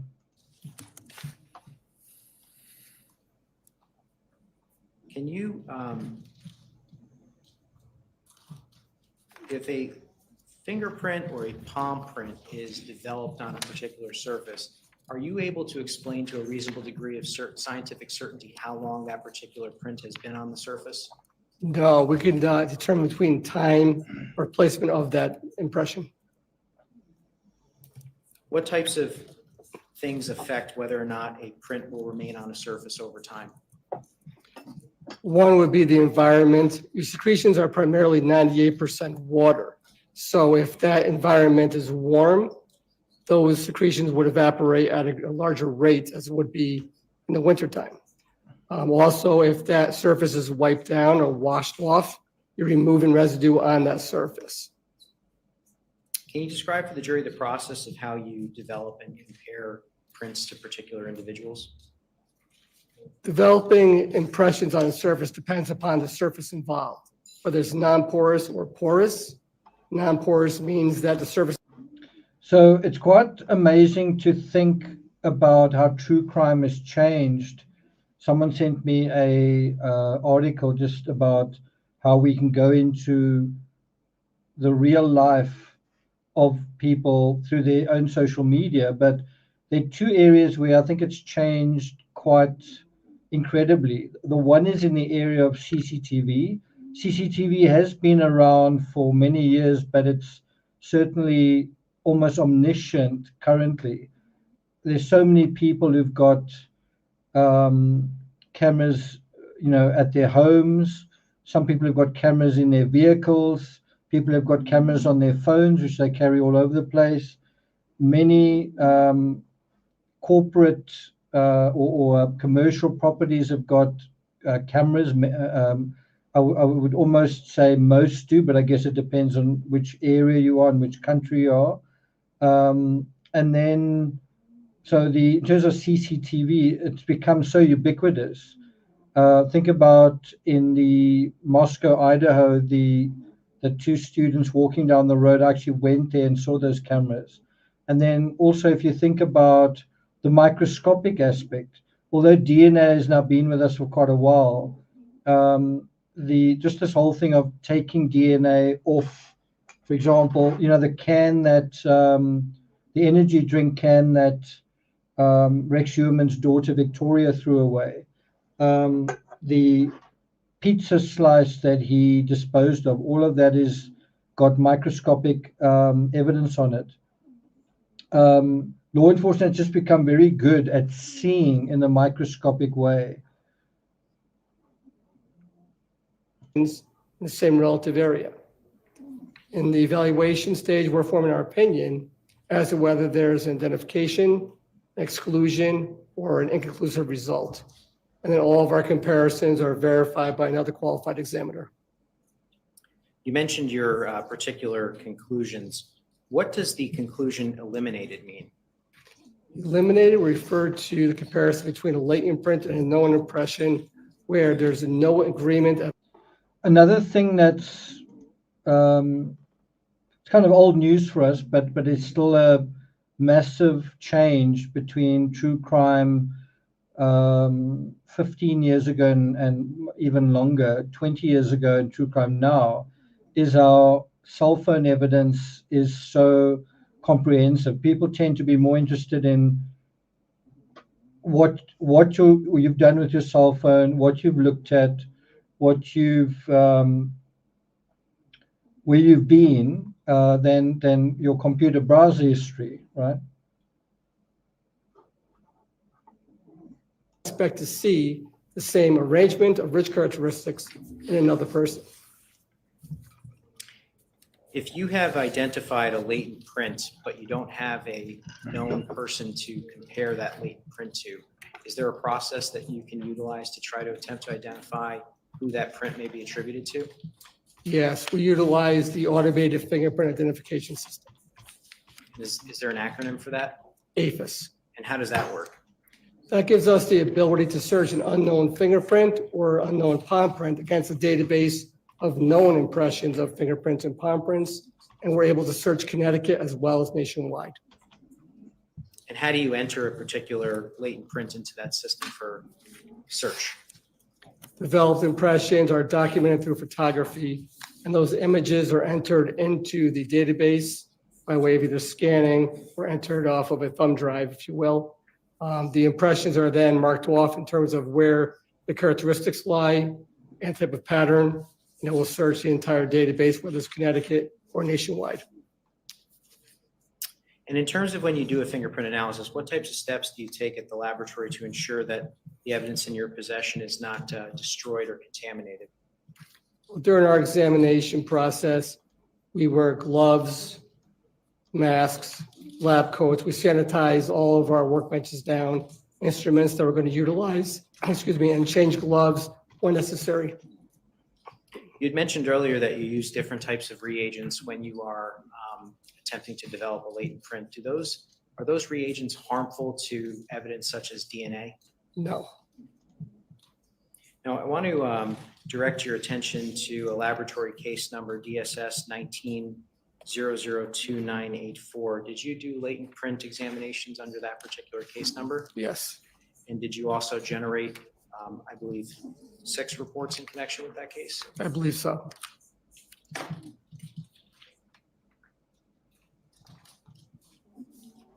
Yeah, this one.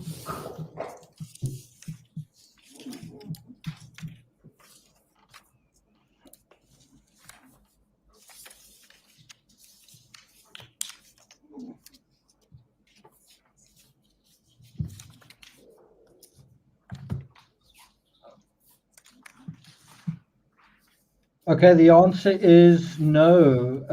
The fingerprints might be somewhat similar, but they wouldn't be identical. The DNA, on the other hand, would be. Desert Cat says, I have identical twin sisters.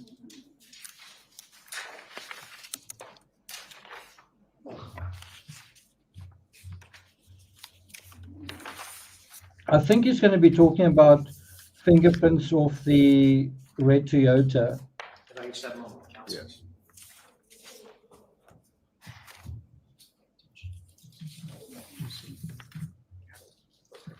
Although if you think about it, if it was cleaned, maybe he's I'm going to approaching with what has been pre-marked for identity. maybe he's going to be talking about fingerprints off those license plates.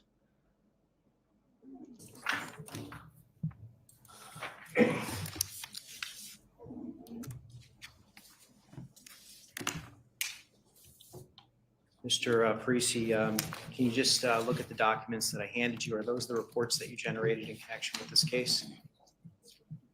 Welcome to Fran from Switzerland. Good to have you here.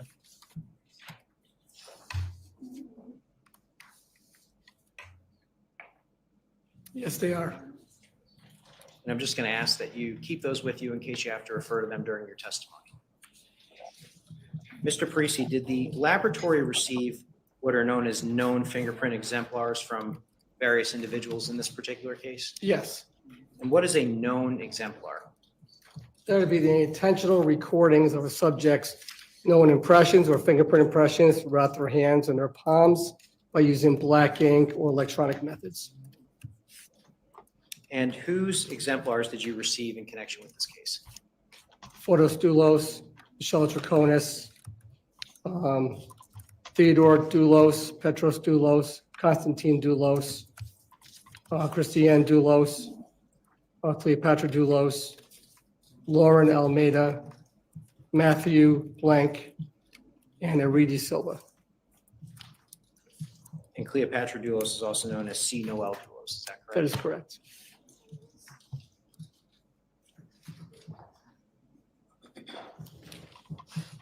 And you're now aware that Aaron LaTourette and Matthew Blank are New Canaan police personnel. Are you aware of that? Yes, Now, Mr. Parisi, it's already been stipulated between the parties that Detective Matthew Riley of the Connecticut State Police seized latent prints from 69 Wells Lane, a 2014 Range Rover, and a 2017 Chevrolet Suburban. They were numbered latent prints 1 through 13. I want to remove 9 from the equation for just a second. Would it be fair to say that all of those prints either belong to a Doulos child or were insufficient for fingerprint analysis? yes, Now, I want to talk to you specifically about what Detective Riley identified as latent print number 9 from a 2014 Range Rover. Were you able to do an analysis of that and attribute it to a particular individual? yes, I did. That impression was one associated palm print as well as fingers. There were 4 fingers as well as a palm print, and that was associated to the left hand of Aaron LaTourette.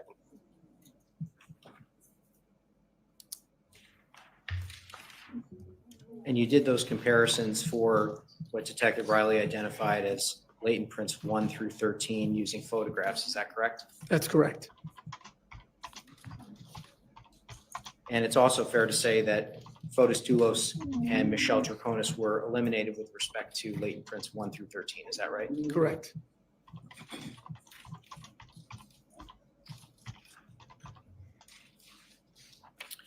Now, in connection with this case, did you also receive physical evidence, meaning you did more than just look at photographs? Yes.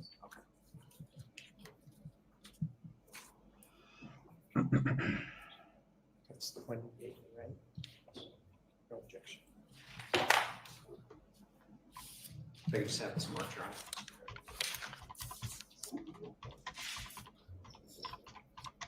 Your Honor, this is states 102. I move it into evidence. I don't think there's an objection. 102 admitted as a full exhibit. Were 95 through 101 admitted? No, sir, they're just for ID at this point. Thank you.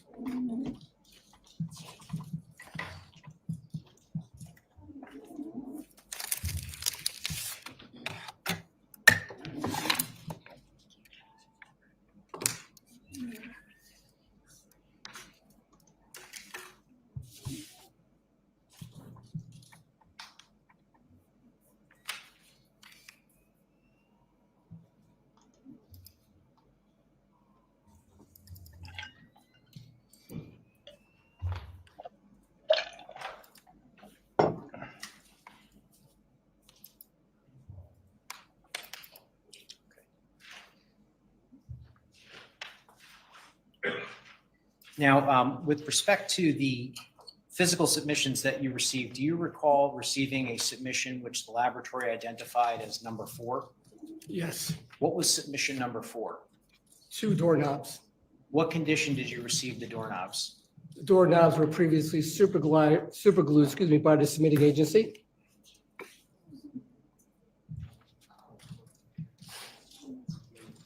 Super glued, wow.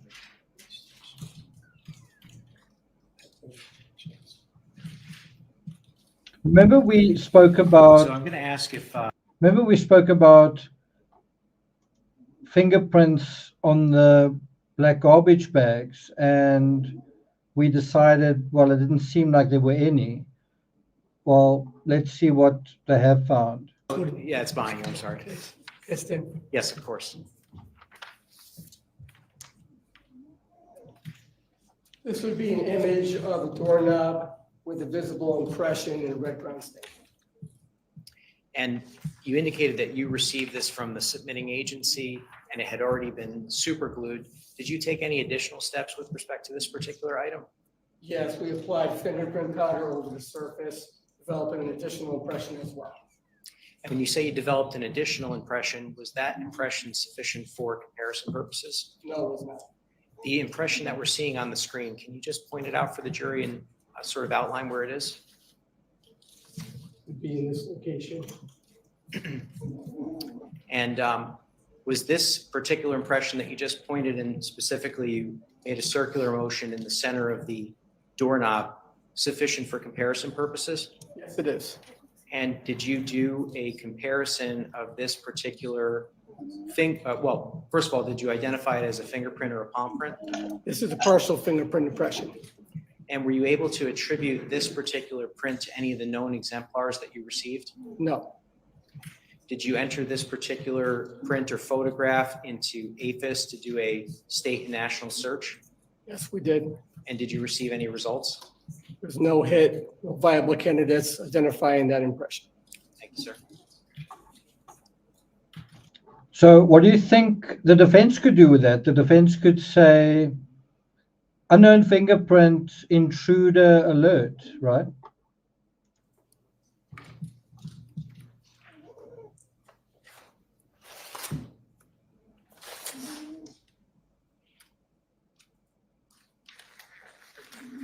Did you also receive? Does make you wonder, could that fingerprint have belonged to an officer, an investigator, one of Jennifer's friends? 3 holes.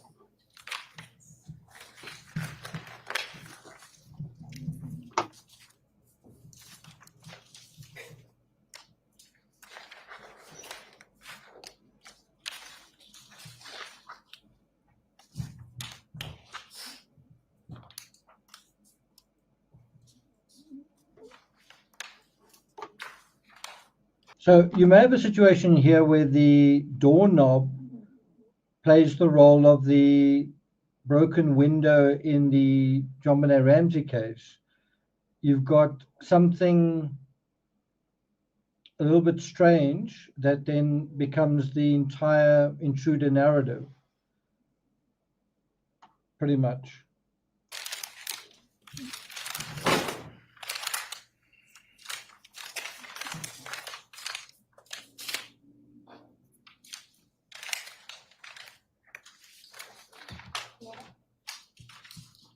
So I'm approaching you with what has been entered into evidence as State's Exhibit 43 for this particular trial. Was this submission executive? Was this the submission 50 that we reviewed?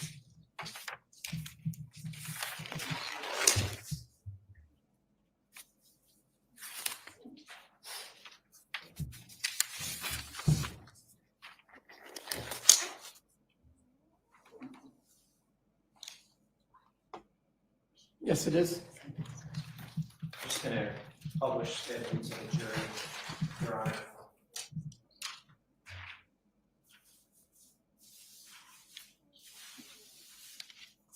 Oh, the Now, poncho. This particular item, sir, when you received it, you can see it's almost a charcoal or a black color now, correct? Correct. When you received this item, was it this particular color? No, What color was it? it was clear. Do you know how it became this particular color? This was a result of our fingerprint processing methods. And what method in particular, sir? Fingerprint powder. And with respect to State's Exhibit 43 for trial, lab submission number 50, were you able to identify any impressions of value on this particular item? No.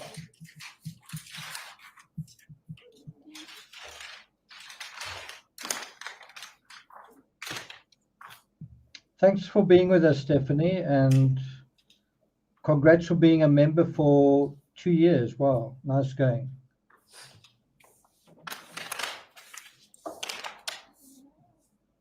When I was his age, I was also constantly going to the orthodontist. Handing you what has been entered into evidence as State's Exhibit 44.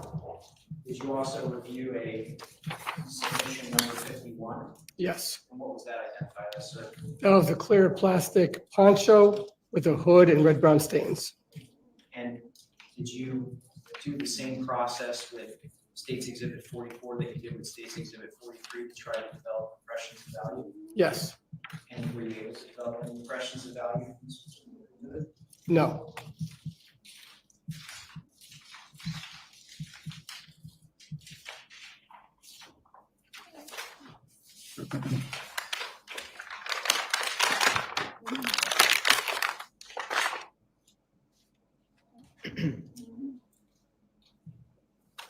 Handing you what's been entered into evidence as State's Exhibit 52.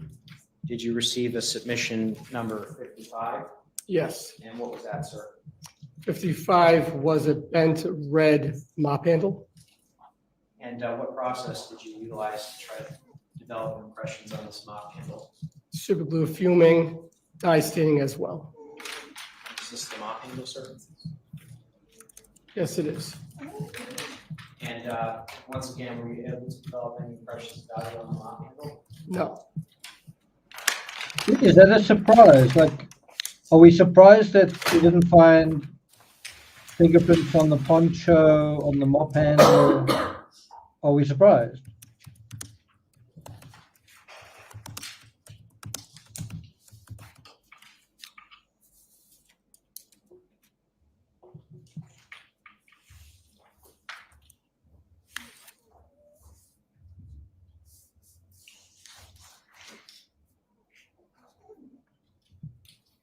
Just going to bring over what's been entered into evidence as it's labeled State's Exhibit 63. And did you receive a submission entitled 41-3? Yes. What was submission 41-3?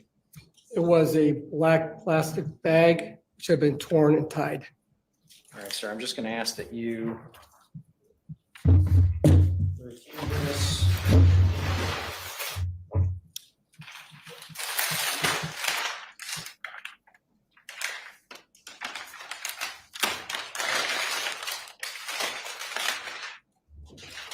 Is this the bag that we flagged that you mentioned earlier? Yes. And are your initials on the bag? Yes, my initials and lab number were placed on the bag. So someone said, do two ponchos mean two people involved? I suppose a skilled prosecutor, I'm not sure if that's their case, but remember the thing, if it doesn't fit, you must acquit. I suppose they could say something like, two ponchos, two perpetrators, right? It doesn't quite make sense though, because I personally don't think Michelle was at the scene, but it's possible that she may have used one somewhere else. It is an interesting question. 4 plastic bags. And were they subdivided into separate item numbers? Yes, we itemized those into 88-1, 88-2, and 88-3. When you received submission 88-1, can you describe the condition you received? So another thing that, well, let me ask you guys this question.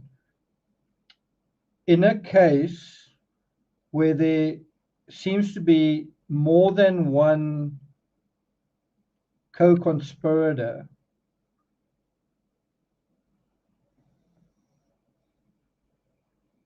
how can I phrase this?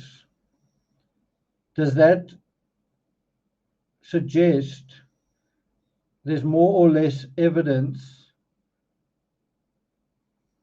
by inference that one of them was a co-conspirator? Let me say that again. In a case where you have apparently, allegedly, more than one co-conspirator, does that suggest a higher likelihood that one of the accused is a co-conspirator? In other words, in this case, we've got the mistress accused of conspiracy to commit murder and another individual. Does that make it more likely or less likely that she was a co-conspirator, that she did commit conspiracy? 2 bags and a piece of black tape attached to both bags. Where was this photograph taken? In the latent print section at the forensic laboratory. Did you also take a photograph of the tape in place on the bag? Yes.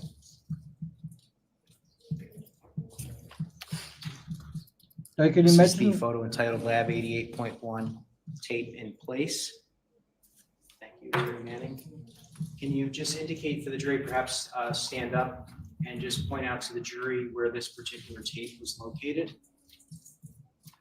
This is the location of the tape, and it was attached to both bags, the untorn bag and the torn bag. Was it holding the bags together? Yes. Okay. And did you ultimately remove that tape as part of your analysis? Yes, I did. Okay.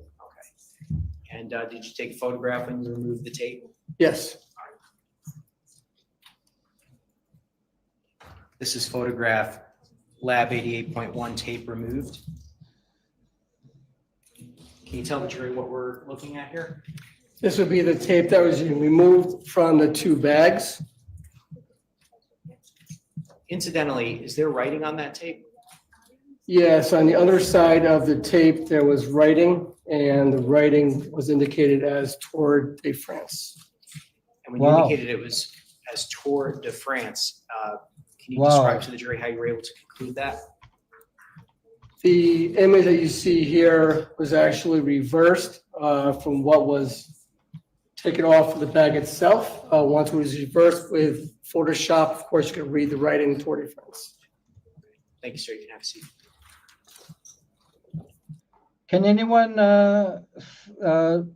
speculate about what the significance is of the Tour de France writing on the bag. Anyone have any ideas? Right? Fotis was big into cycling. He actually got his bicycle from France, brought it in from France. The Tour de France is a very famous cycling race that people who are interested in cycling, like me, pay a lot of attention to. So that definitely is quite an interesting clue. Definitely. Yeah.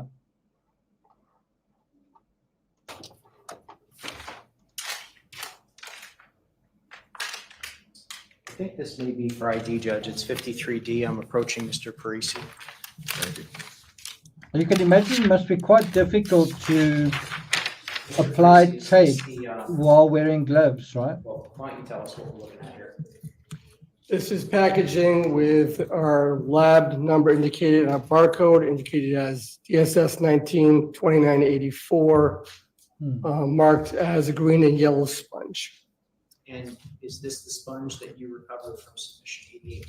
Yes. How do you know that, sir? Because it's packaged inside the bag indicated from 88-1 on the barcode, as well as my initials. Move it in, Judge.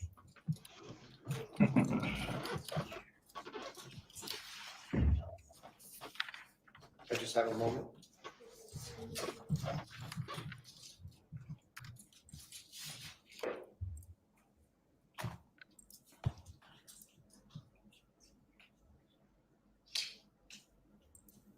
Could I have a moment, counsel?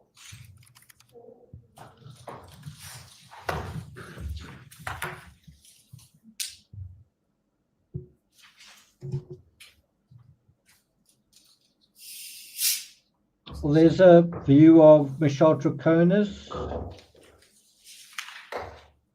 I see what you mean by even when she's not wearing beige, it kind of looks beige.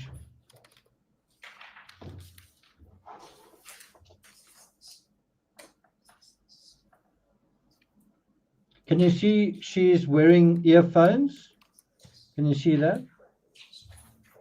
And I think that is a ploy to No objection. What is the further exhibit number, please? I believe it's 53. to further the potential argument the defense may make, which I would call it the Amanda Knox defense, which is I didn't really understand what was going on when I was being interrogated. Anyway, we'll see.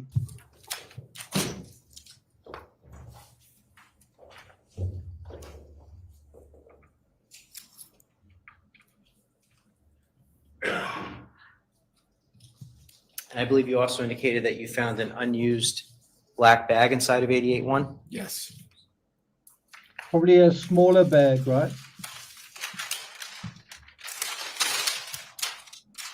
Maybe not, maybe a normal size bag. I think this might be for ID also, Judge. This is 53C as in Charlie. Sir, I'm handing you what's been remarked for identification as State's Exhibit 53C. Can you tell the jury what that is? Is repackaging, which is marked 88-102, or lab number DSS 192984, which indicated as a folded unused black plastic garbage bag. And is this the bag that you found inside of 88-1? Yes, And was it given its own number as well? yes, it was. What's that number? 88-001-02. Move it in, Judge. Could I inquire, I just have a question about this. So, good afternoon, sir. You marked everything that you found, you gave either a number, you gave a number to, right? Correct. And so sometimes there's hyphens and extra numbers. Is that, are we still talking about these same items that you're looking at? Yes, we are. And you did that even if there was no fingerprints or latent prints of any kind found on those documents. Am I correct about that? Yes, we're separating the submission number and the item number as well. So, and just to be clear, if I'm looking at the right one, there were no impressions found on those last two items, correct? No, the sponge was not processed for latent print analysis. It wasn't suitable for latent print analysis. And this last thing, I'm just trying to follow along on your report. Is that last? I must say, I disagree with that. If I was in court and the trial was being done in Afrikaans, I'm fluent in Afrikaans, but it's not my first language. I don't think I would want to hear it in another language because you'd actually miss certain nuances. You'd miss certain things that when translated don't quite sound the same. So what I'm trying to say is that I think it's a part of an act, part of a ploy by the defense to show that, to help them with their case.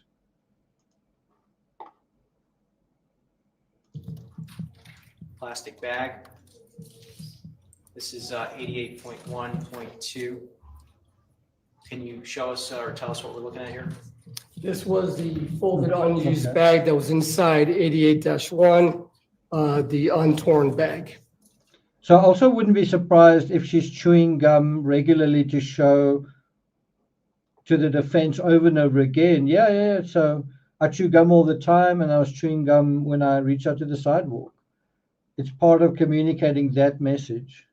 And was this bag ultimately sent to the forensic biology unit of the state laboratory? Yes, it was. Was the sponge also sent to the forensic biology unit? Yes.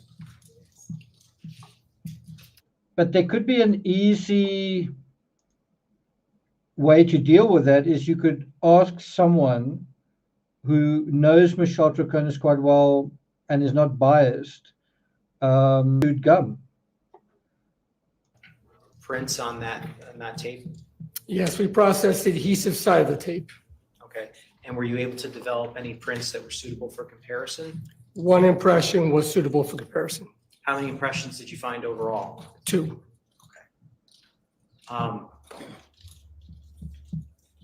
What is the one impression? And incidentally, before I show this, 88-1, which was the bag all of these items were found in, are 2 bags. Were those processed also for impressions of value? Yes, they were. And were you able to locate any? No. So at this point, I would like to show,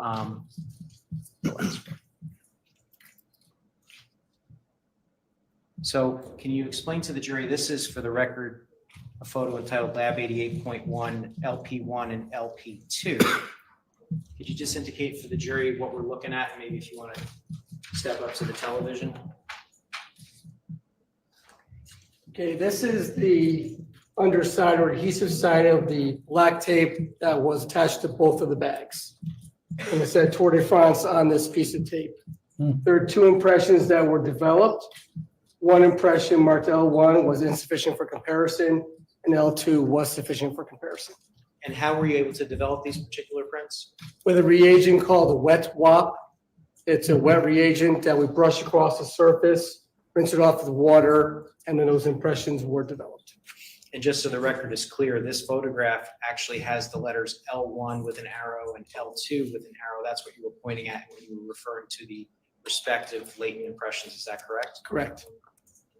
Now, you've also indicated that latent print number 2 was sufficient for comparison. Yes. That's right. Who did you compare latent print number 2? Strike that. It's a bad question. Which individual did you attempt to compare latent print number 2 to? Photos DULOS. All right. And I'm just going to ask if we can pull up a photograph. First of all, how did you do this comparison? Did a side-by-side comparison assessing the latent print developed on the tape, which is L2, versus the known impressions on the fingerprint card marked Photos DULOS. And did you take a photograph of that comparison? Yes. Now you're going to look at side by side. Now, you've indicated that you did a side-by-side comparison. Can you just indicate, and I'll just indicate for the record that this photograph is entitled Lab 88.1 L2 Comparison to DULOS. Could you tell the jury what we're looking at here? This is our comparison chart. On the left side would be L2 developed off of that piece of tape we marked earlier. On the right side would be the left ring finger off the fingerprint card marked Photos DULOS. The black lines correspond to the friction ridges The white areas correspond to the valleys between your ridges. The red dots correspond to the ridge characteristics that lie within both impressions as well. The purple lines are forming the ridge flow as well around those characteristics.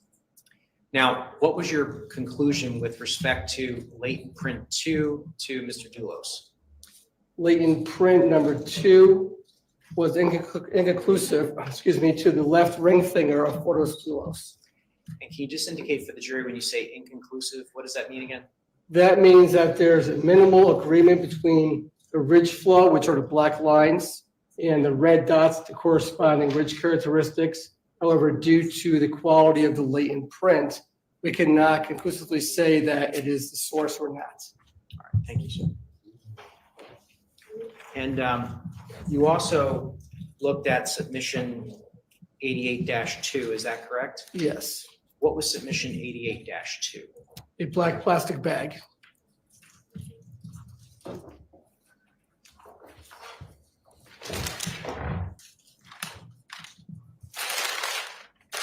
So I'm kind of surprised that you see the print on the left side, you see it kind of in a black and white format. I'm surprised they don't do it in something like infrared, just trying to highlight the actual print in a way that it stands out from the noise and the other contaminants. I'm quite surprised that it's done in that manner. As someone who's thinks in a photographic way and sees things in a visual way, I don't think that's a very effective way of doing it. Sorry. This will be indicated as submission 88-001L1, pieces of black tape developed impressions. So is this the black tape that said Tour de France that we were looking at earlier? Yes, it is. Judge, I move it in. Could you just repeat the number again? So do you see how subtlety is built into true crime? I mean, that Tour de France thing that was somehow transferred is not something that you'd easily see if you weren't studying it carefully. It just shows you that, like when you look at a lot of true crime on YouTube, it's about shocking this and how obvious that is and so on. But if there's one thing that I think is useful about this case is it shows you how you've got to concentrate and how you've got to piece together a lot of seemingly unimportant details to build up your case. And it's a case that's filled with subtlety. Can't find the sticker number, Judge, but is this what I'm handing you? Submission 88-1? Yes, it is. All right, so this is the two pieces of black plastic bag that were taped together with the Tour de France tape? That's correct.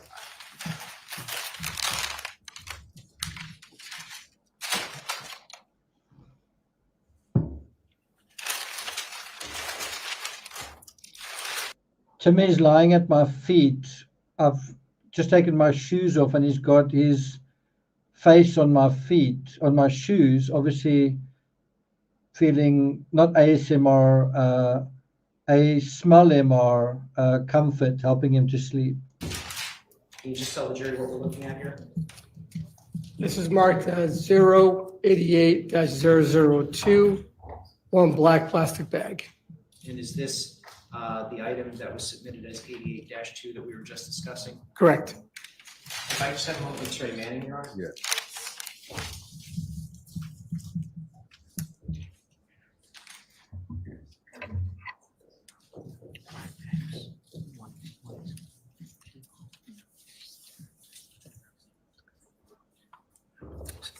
So we're really looking forward to Pavel Gumeni's testimony.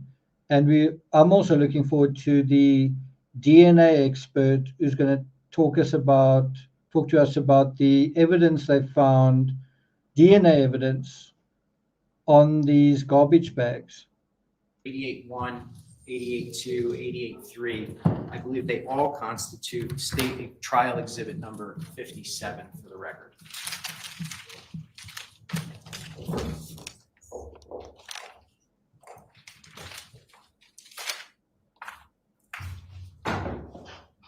Did you do a visual inspection of 88-2? Yes.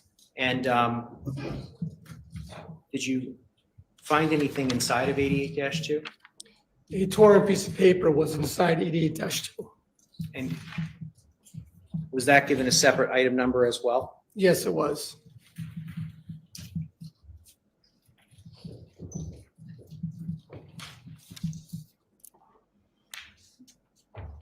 Now, one way to get rid of paper towel that is soaked in blood could be just to flush it down the toilet. That could be one way that evidence was disposed of. Something else, let me, while he's talking there, something else that in America, do you guys have your garbage bags kind of rolled quite tightly in like a single roll, and then as you unroll it, it's sort of perforated and then you detach it. And the next time you do it, concentrate on where your fingers go. In order to open those bags, you've kind of got to put your fingers in the opening because they kind of stuck together. So in other words, you kind of got to put your fingers on the inside to draw them apart. Well, that's one way for DNA to slip into the bag, right? I have to say, if you're wearing gloves and you want to try and open plastic that is sort of clinging to itself, that can be quite a tricky thing to do. And one might be tempted to, I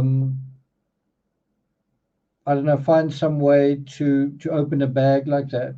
And because there's so many garbage bags in this case, one wonders, was there temptation somewhere to open a bag, or did some touch DNA on clothing somehow drift into the bag? Mr. Parisi, do you see your initials on this? Yes, I do. Judge, I move it in. Do you see someone else's initials on it?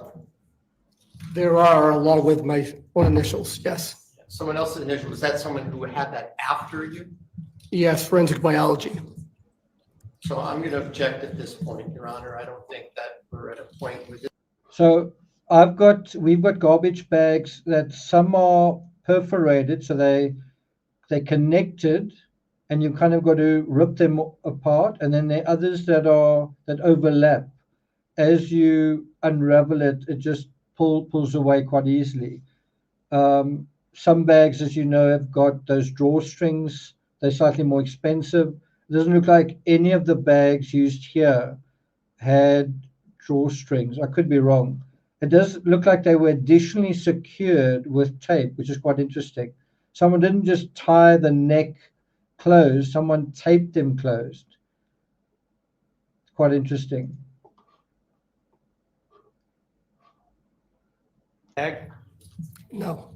And I believe you indicated that you did actually do a visual inspection of 88.2-1, the piece of paper that was just submitted into evidence? Yes. And were there any impressions of value on it? No. Okay. Did you also do an examination of the bag entitled Submission 88-2? Yes. All right. I'm going to ask if we can just pull up the photo entitled 88.2, Lab 88.2.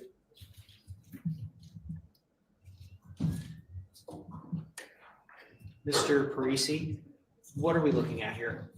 This would be plastic bag marked 88-002.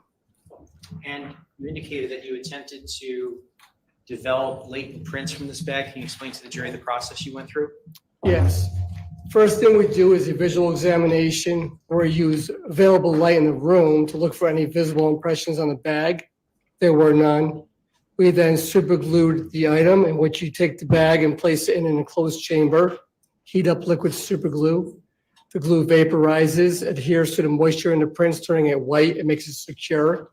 At that point, there was an area of friction-rich detail that was developed. The area was documented through photography. We then use a fluorescent dye stain, which is sprayed over the surface. That will stain any area that has been superglued. However, you have to move into a dark room, view under an alternate light source, in which you can view the entire spectrum of light from UV to IR. We're looking for any areas that were fluoresced off the bag. And the impression that we initially developed with superglue did fluoresce, and now it's documented through photography. And if we can pull up lab 88. So think about the last time you handled a garbage bag. First of all, did you use, let's just listen to what he's saying here. Where a impression of value was developed.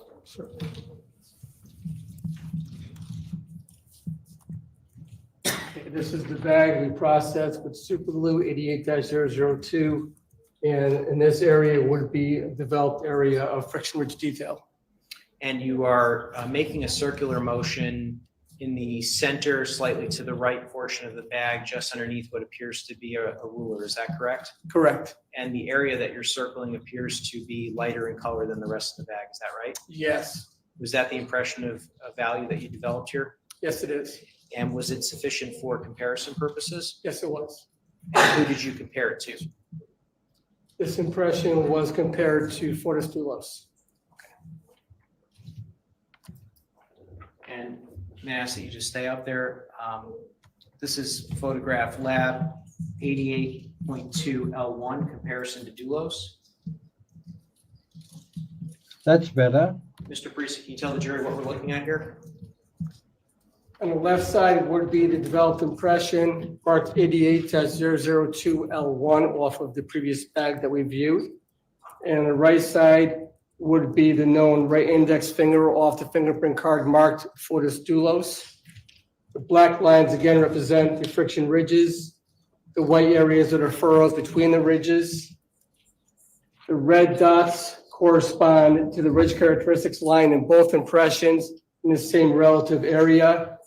And the line in the center, this location indicates the same ridge flow or loop pattern in both impressions. So were you able to reach a conclusion with respect to this particular comparison? Yes, we did. What was your conclusion, sir? 88-002 L1 has been identified as the ray index finger off the fingerprint card marked Fortis DULOS. Thank you, sir.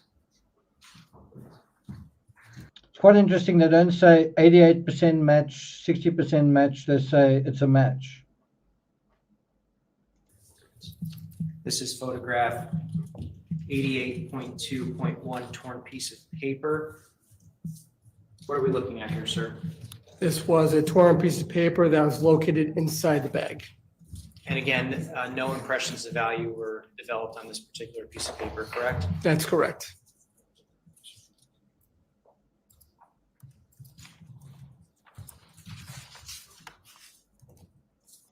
So if you think about yourself taking out a garbage bag, I'm not sure if you do it or your husband or somebody else, but if you had to do it yourself, first of all, would you ever use gloves? I wouldn't. And number two, if you did that and this guy came and analyzed your garbage, do you think he'd find 1 or 2 or 3 or 4 or 5 or 15 samples of your fingerprint? So the next time you take out your garbage, just take note of how you are, just instinctively, just going through the motions, how many fingerprints you're leaving behind on a single garbage bag the next time you do it. That includes palm prints and other prints. On this particular garbage bag, it looks like they found 1 print. And that's really interesting, the absence of evidence. Because you'd expect to find far more prints than... To the folder you'd expect to find far more prints than there are, which shows that someone is covering their tracks. And that matches what happens at the crime scene. And that matches the fact that we can't actually find Jennifer herself, right? Documentation photographs of lab 88-003, which shows a bag that had been tied and torn. And I just want to be clear here, is this one bag or two? Because there appears to be kind of a knot in the center area in the lower photograph. There's one bag that is tied. And did you do a visual inspection of this bag and look for any contents that it might have? Yes, I did. And did you locate anything in the bags themselves? Yes, inside the bag was a piece of cardboard, also black tape that was attached to the inside of the bag, and the outside was a piece of paper.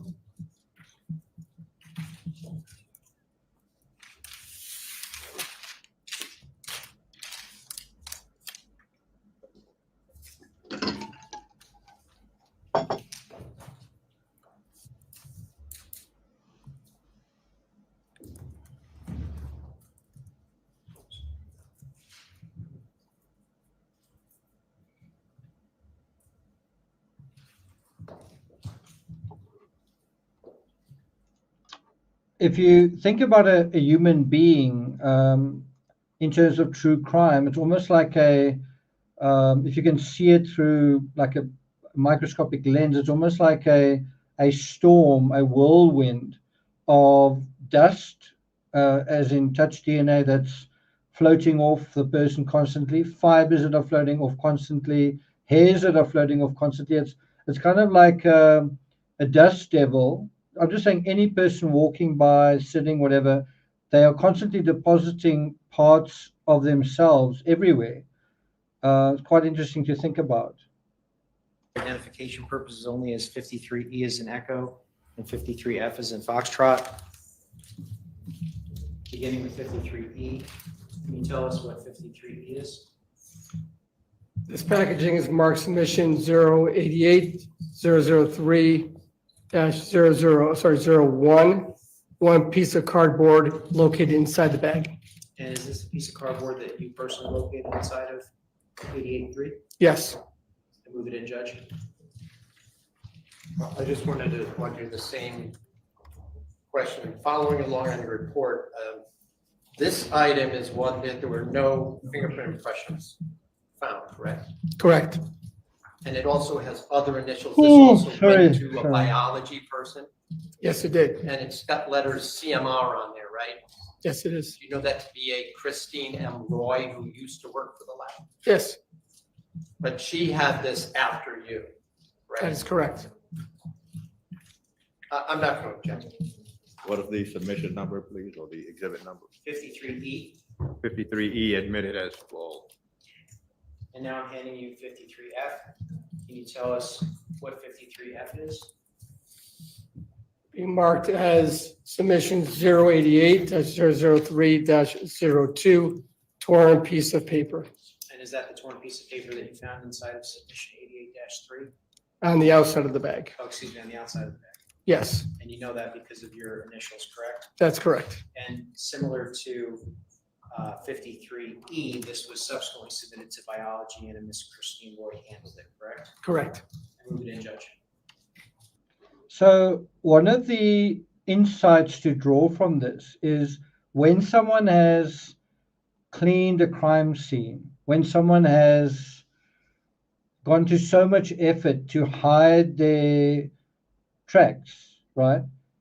And you find something nevertheless, it could be a fingerprint, it could be DNA, whatever, that means so much. It means that even though they went to so much effort to hide evidence, they were nevertheless such busy little bees that they left behind evidence, right?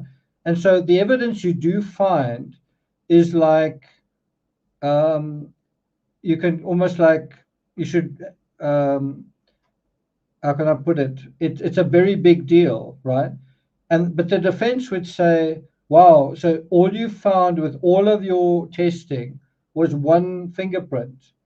And if you don't know the case and if you're ignorant, you might say, hang on, that's a really good point. They found one fingerprint. That doesn't mean anything. It does mean something when you don't have anybody else's fingerprints on these bags, where otherwise you would, right? It's the same thing with the Ramsey ransom note. You would expect there to be a couple of fingerprints on it. So when there are no fingerprints on it, that is a big, that is big in terms of the evidence, evidentiary context, if I can put it that way. And also separate into 10 pieces. Now, with respect to the bag itself, submission 88-3, did you attempt to develop impressions of value from the bag itself? Yes. Were any impressions of value found? No. And I believe Attorney Schoenhorn asked you this during his voir dire, but with respect to the piece of cardboard you found and also the torn piece of paper, which were just submitted into evidence, no impressions of value were found on that, correct? On the cardboard. And the paper was not suitable, is that It's right? not suitable for analysis, no. Now, did you also analyze this particular tape? Yes, I did. Can you explain to the jury how you analyzed the tape? Once removed, we process the adhesive side of the tape, the reagent called a wet wop, which you brush across the surface, rinse off, and we're able to develop 5 areas where impressions were developed.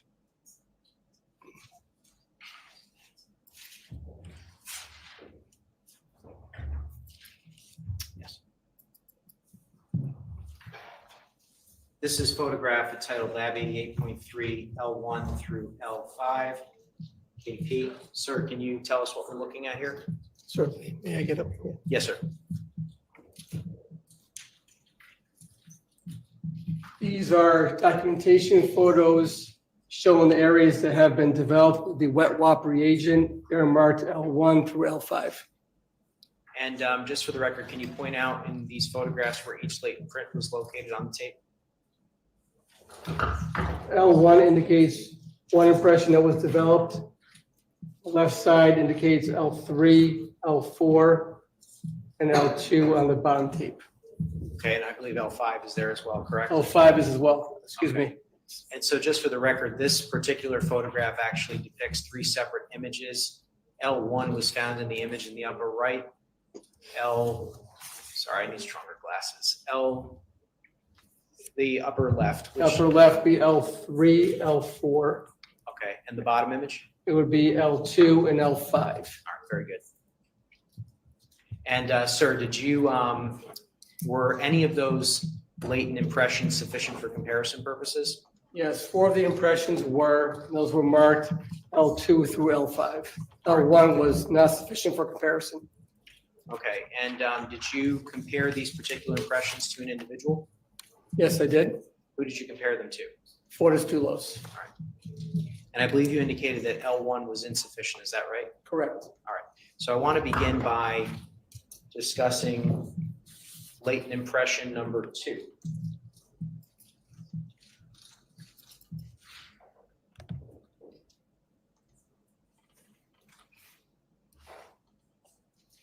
This is a photograph entitled Lab 88.3 L2 comparison to DULOS. Can you tell the jury what we're looking at here? On the left side would be an area that we have developed impressions on the tape, which we just saw. On the right side would be the right middle finger off the fingerprint card marked Fortis Dulos. And did you reach any conclusions with respect to this particular comparison? This was an inconclusive result between the 2 impressions. Okay, meaning that you did not have enough to either eliminate or identify, is that right? Yes, there's a minimal agreement between the black lines, which is the ridge flow, and the red line, where red dots is made to correspond to the minimal ridge characteristics. That's due to the quality of the latent impression, where we cannot determine whether it's that source or not. All right, now I'd like to talk to you about latent print number 4 from this particular, or excuse me, latent print number 3 from this particular tape. This is a photograph entitled Lab 88.3 L3 comparison to DULOS. So you did a similar side-by-side comparison here, is that right? Correct. And what was your conclusion with respect to this latent impression? The latent impression marked 88-003L3, and the right middle finger off the fingerprint card marked photos DULOS is an identification.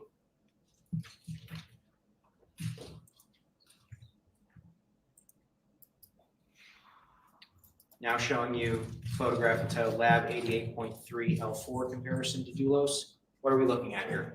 On the left side would be the impression marked 88-003L4 off of the tape. On the right side will be the left middle finger off the fingerprint card marked photos DULOS. Black lines again correspond to the ridge flow that lie in both impressions, and the red dots correspond to the ridge characteristics that lie in both impressions in the same relative area. And did you reach any conclusions with respect to this? Yes. 088-003L4 has been identified as the left middle finger off the fingerprint card marked photos DULOS. Now I'd like to show you a photograph entitled Lab 88.3L5 comparison to DULOS. What are we looking at here? Again, left side would be the impression developed on the tape marked 88-003L5. On the right side will be the left little finger off the fingerprint card marked photos DULOS. And did you reach any conclusions with respect to this particular comparison? Yes, 88-003L5 is inconclusive to the left little finger off the fingerprint card marked photos DULOS due to the quality of the latent print. Thanks, sir. You can have a seat.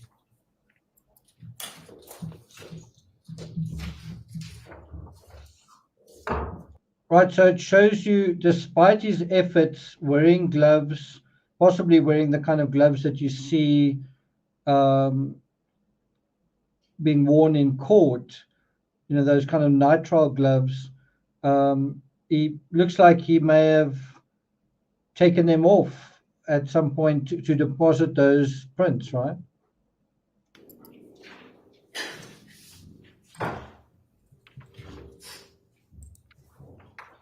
Incidentally, this is the duct tape in the John Benet Ramsey case.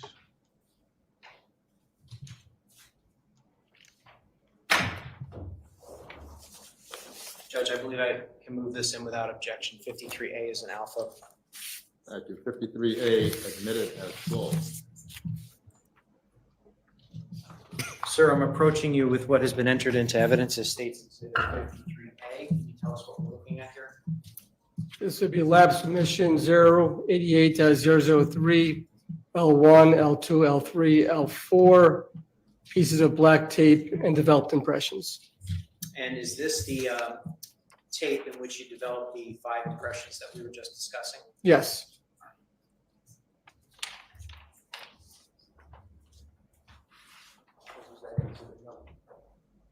State trial exhibit number 53A. This will be an appropriate time to try and begin it. Yes, Judge. Afternoon recess. Ladies Yes, and Judge. gentlemen, we will return. Let's return at 3:35. Please do not discuss the case.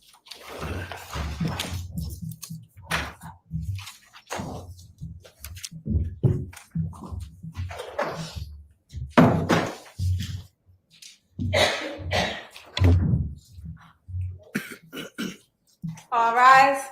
This Honorable Superior Court now stands in recess until 3:35.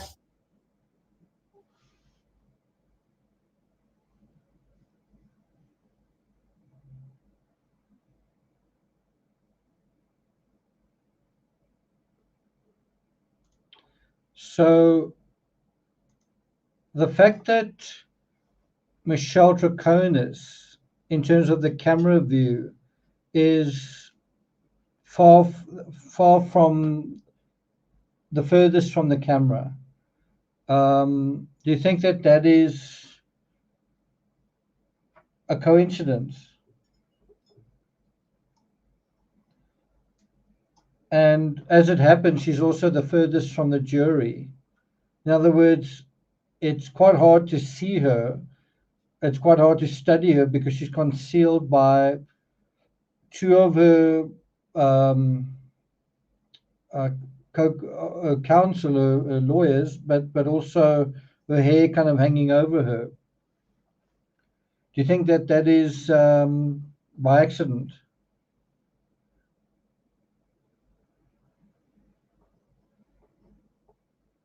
And as a result of that, as a result of her being furthest away, you, certainly the person manning the camera, you can't really get a sense of her reactions moment by moment to whatever's going on, right? And as a result, she fades from the narrative to some extent. In the same way that she's almost invisible in terms of what she's wearing, she's also, to some extent, not even in court in the trial that's about it. All of that's intentional. Can you imagine if imagine the opposite? Imagine if she did the Amanda Knox version of this case. She came in wearing big words like, all you need is love. She came in smiling and looking around. She took her glasses off. She wore her hair relatively short so that you could see her face. She wore quite revealing clothing. She wore colorful clothing that actually made you remark about it. I remember in the Henry van Bedar case, the media spoke about a tie that he was wearing. Every day he would wear a different tie, and that became a subject of debate. Can you imagine if she wore beautiful clothes and people spoke about how beautiful she looked? Would that really help her case? Instead, she kind of fades into the background. All of that is done completely on purpose. It's to make her seem irrelevant to her own murder trial.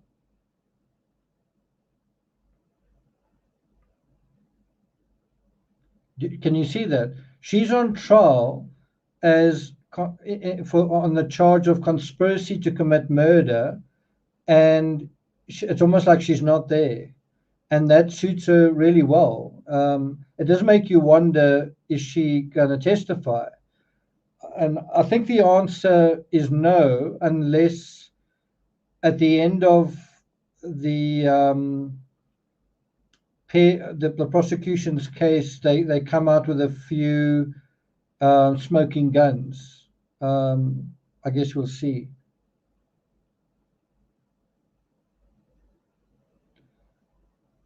So I'm not going to be on after the break, although is the break just 10 more minutes. I do want to talk to you guys a little bit about the John Benet Ramsey case. You had duct tape as well. This is what is found on the other side of the duct tape. And I'm quoting from A Candy Rose. You can have a look at this if you're interested. You can look at all the context around that. Oh, is it 335? And so they say, the DNA analysis of the trace evidence recovered from the duct tape revealed a human hair, also an animal hair, later identified as beaver, and various natural and man-made red, blue, pink, purple, and brown fibers. As far as I know, they also found black fibers. So what do you think the significance is of the beaver hair, the animal hair? What do you think is the significance of that? And you may have a similar thing coming up in the Idaho students case. If they find an animal hair, and I think they did, they found an animal hair in Brian Koberg's apartment. If that animal hair turns out to be a dog hair, and specifically Murphy's hair, then that's pretty significant. That could be the straw that breaks the camel's back. I think there are a couple of straws, but that certainly would be one. And so on the sticky side of that duct tape, I showed you a picture of it a moment earlier. It's this tape, right? Remember, the first thing John Ramsey did was he pulled the tape off and he sort of tossed it aside. And what was quite frustrating from law enforcement's perspective was they couldn't trace this duct tape to anywhere else in the house.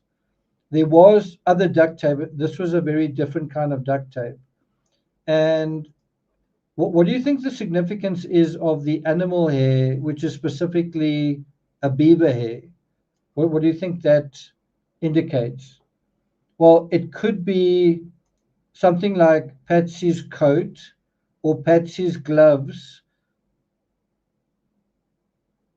Yeah.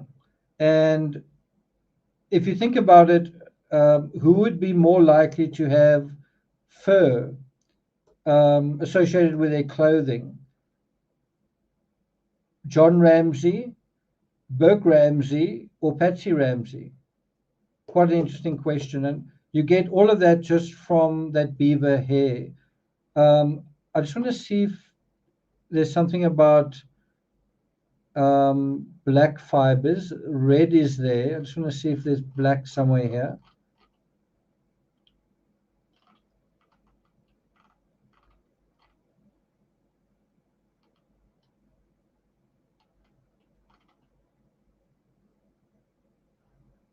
It doesn't mention, it says red, blue, pink, purple, and brown. Now, what's quite important is Patsy Ramsey was wearing a red and black jacket, as far as I remember.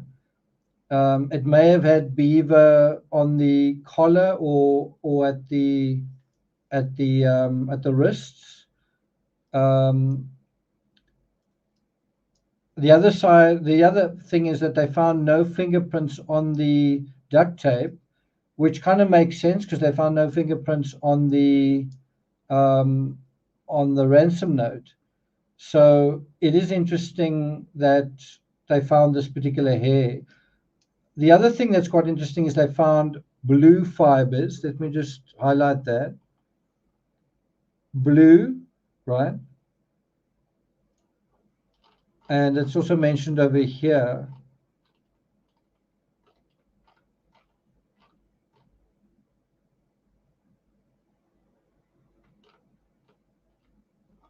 Blue fibers. The blue fibers could be from Burke's pajamas, also possibly from Burke's comforter in his room. And I guess it could be from something else that we may be just not aware of. As for these other fibers, it's hard to say. Pink, purple, brown, not difficult to say. Could be from a carpet or something like that. But that is actually quite a lot of evidence coming from the sticky side of that little sliver of duct tape. There's also something else that's really important about that duct tape. I'm not going to talk about it here, though. Okay.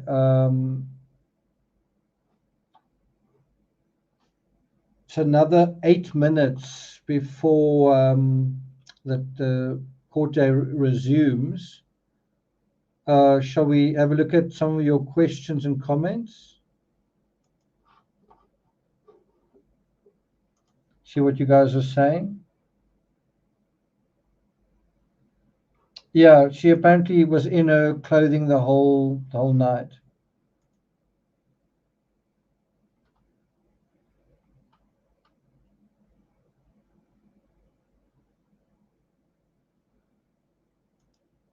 I don't know if they'll be able to prove it's Murphy's hair. First of all, they may be able to prove it's an animal that is not human hair. Then they may be able to prove that it's a dog hair, not a cat hair or a squirrel hair. And then who knows, they might be able to prove that it's the kind of dog that Murphy is. And then I guess the question is, are there any other dogs in his neighborhood and also the neighborhood of the where the crime scene was?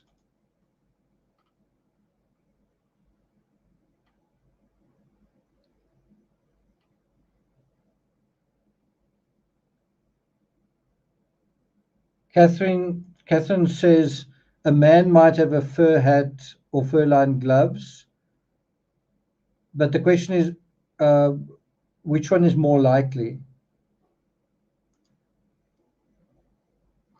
Let's just see if there's any information on Patsy Ramsey's clothing.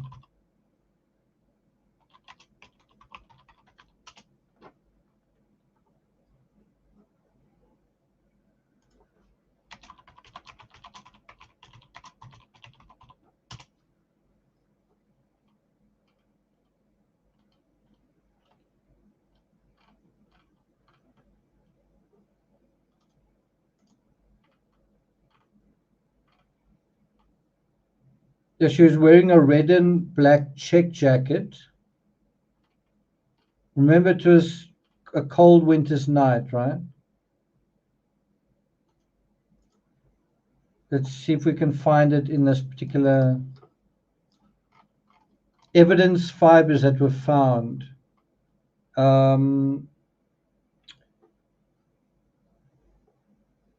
Boulder PD found what seemed to be red and black microscopic fiber traces on the duct tape. Now, we've just looked and they don't mention black. They do mention brown. They do mention red.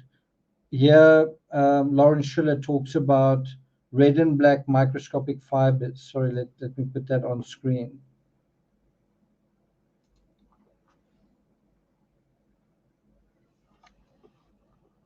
The 4 fibers would have to be analyzed further to determine what kind they were. Now, bear in mind, Patsy didn't actually hand in her jacket, right? The jacket she wore that night, they didn't seize that day. I'm not actually sure if they ever got her jacket.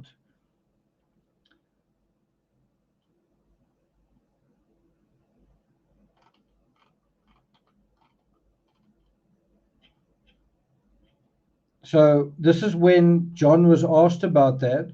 We heard that there were some microscopic fibers consistent with a sweater of Patsy's found on the duct tape. Then he says there was also a lot of other fibers found on the duct tape. That's also true. So Katie Couric says, why were the fibers on the duct tape found on John Bonet consistent with fibers from your clothes, Patsy? And Patsy's right then. She says, I don't know. She doesn't say, no, they weren't. John Ramsey then says, yes, basically, yes, they were consistent with the sweater of Patsy's found, right? And then he says there were other fibers as well. So when Katie Couric questions them, both of them, the Ramseys, first of all, Patsy says, I don't know. And John says, yes, it was consistent.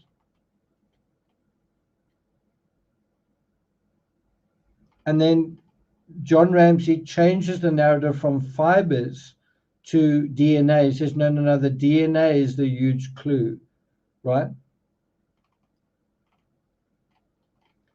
This is what Steve Thomas said about it. As you know, on the adhesive side of the duct tape, there were 4 fibers that were later determined to be microscopically and chemically consistent with fibers from a piece of clothing that Patsy Ramsey was wearing. Consistent means it's similar. Bear in mind, I think they matched it to another jacket that they perhaps sourced elsewhere. And they say, and had that piece of tape been removed. Okay, then he goes on to say, because the tape was removed and dropped on the floor, a transference argument could certainly be potentially made. Anyway.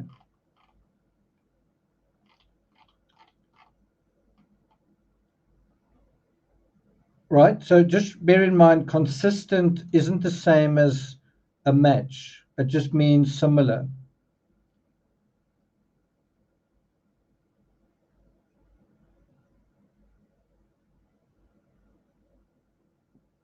Okay.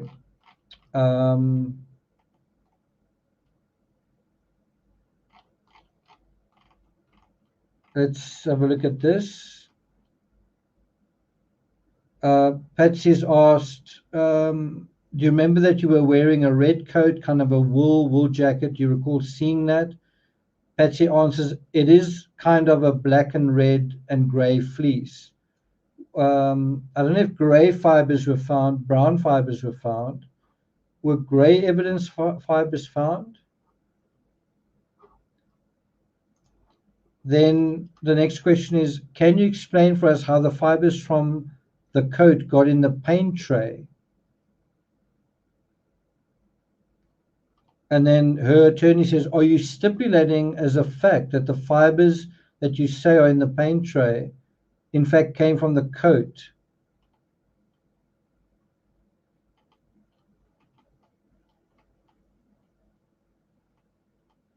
I believe, based on testing, that fibers from your client's coat are in the paint tray.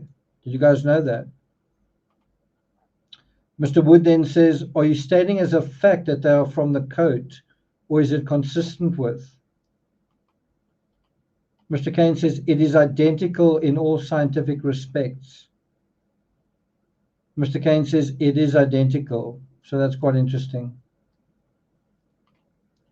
Okay, how far we, let's see if it started, resumed again. Should be resuming soon. I hope you guys found that little bit of a sideshow worth looking at. Thinking about the Ramsey case through the lens of fiber evidence and the tape.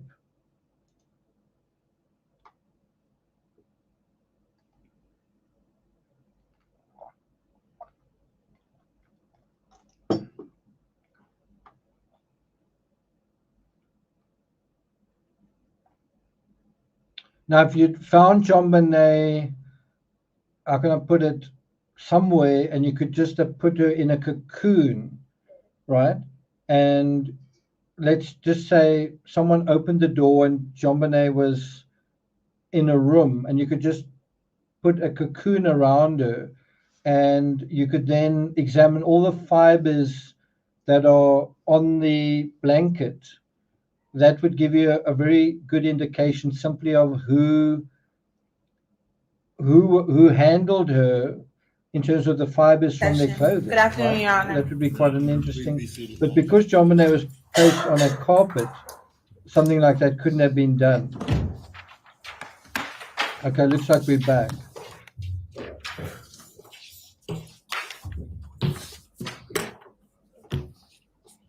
Can we bring the jury? Yes, sir. She's also putting her earphones in.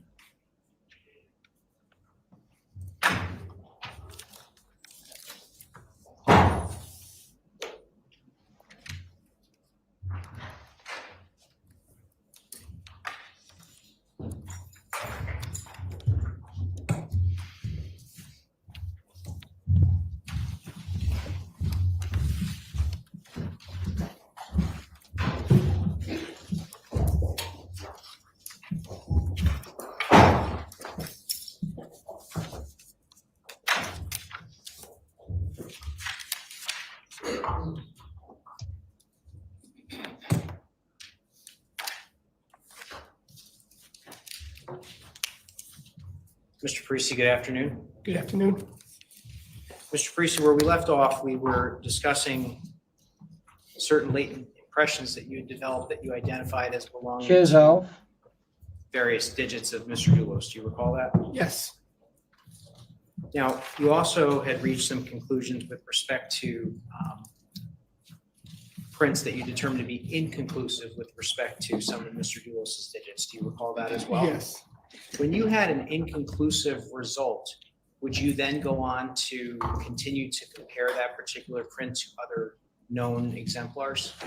No, not at that time, not in 2019. We have different protocols that were changed today, but during that time period, no, we would not. Now, handing you what has been entered into evidence as State Trial Exhibit number 41.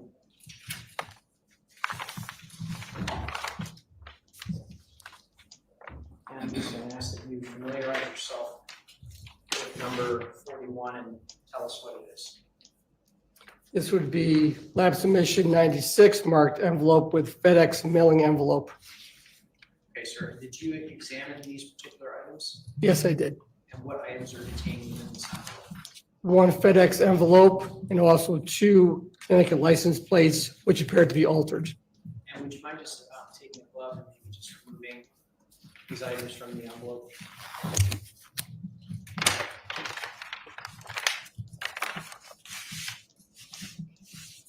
Oh, good. We're dealing with the license plate. Appears to be a FedEx envelope. This is important. Did you attempt to develop any impressions of value on this envelope? Yes, I did. And were you successful in doing so? No, I was not. And I want to direct your attention now to the license plates contained in this envelope. If you would mind maybe just taking one out and showing it to the jury. Were fingerprints found on any of this tape or on the license plate? And would you please just display the front of the registration to the jury? You were holding up a Connecticut registration 516 WDJ, is that correct? Yes. And when you received this license plate, was it in this condition? Yes, it was. Was there any adhesive on this license plate when you received it? Yes, there were pieces of a blue tape. And were you able to develop any impressions of value from either this license plate or the other license plate? No, actually, these were unsuitable for latent print processing due to the amount of contamination and residue on the surface. Oh, no.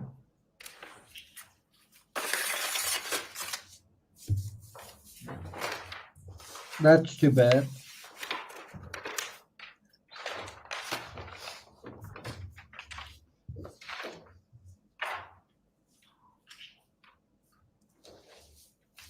Now, those were not the only license plates that you examined in connection with this case, is that correct? Correct. You can go back to this.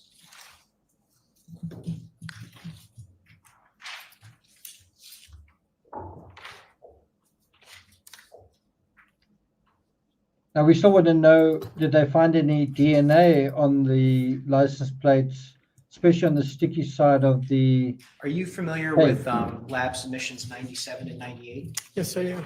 What were lab submissions 97 and 98? They were each Connecticut license plate. If we could just display lab 97 is the title of the photograph. Can you just indicate to the jury what's depicted in lab 97? Lab 97 shows the Connecticut license plate marked 6617CN combination. And did you attempt to develop impressions of value from this license plate? Yes, it did. Were you successful in doing so? No. That's the license plate from the red Toyota Tacoma. 98? What are we looking at here, sir? A Connecticut license plate marked 6617CN combination. And did you attempt to develop impressions of value from this license plate? Yes. Were you able to do so? No. Did you also examine any garbage can lids in connection with your analysis in this particular case? Yes, I did.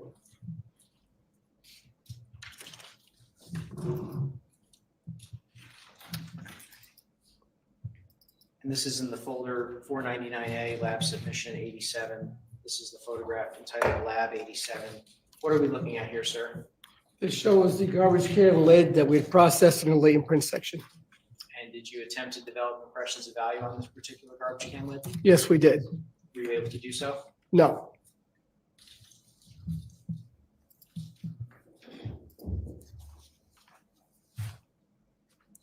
And now, State Police Exhibit number 13, lab submission 101. Going to display the photo entitled Lab 101. Sir, what are we looking at here? This is a roll of paper towels. And can you explain to the jury what you did with this roll of paper Can you towels? see? The inner core was removed from the paper towels and processed using anhydrine, which is a chemical used on porous items. It's exposed.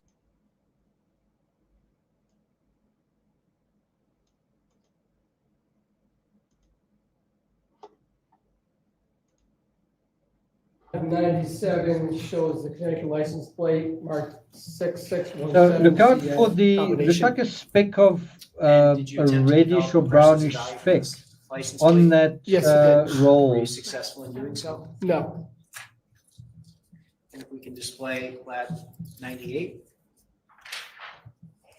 So I don't want to move the slider Connecticut any more license than I have plate because for it's, 6617 CN combination.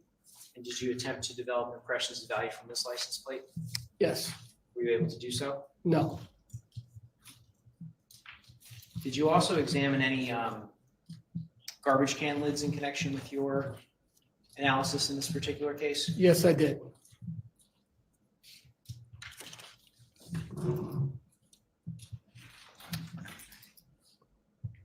And this is in the folder. okay, so 499 I'm just Edge waiting Lab to get Submission back to 87. the This is paper the photograph towel. entitled Lab 87. What are we looking at here, sir? This shows the garbage It'll can come up lid that in the we next processed couple in of the latent seconds. print section. And did you attempt to develop impressions of value on this particular garbage can lid? Yes, we did. Were you able to do so? No.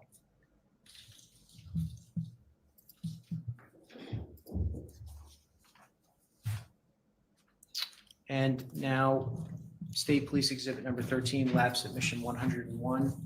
Going to display the photo entitled Lab 101. Sir, what?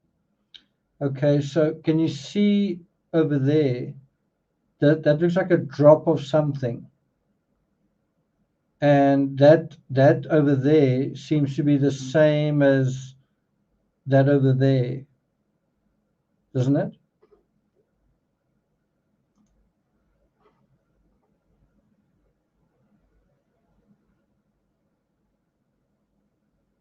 What are we looking at here?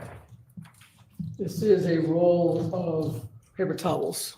And can you explain to the jury what you did with this roll of paper towels? The inner core was removed from the paper towels and processed using anhydrine, which is a chemical used on porous items. It's exposed to heat and humidity, thus accelerating the reaction, developing impressions that would turn purple. There were no identifiable prints found on this item. If I could just have a moment, Your Honor. Yes.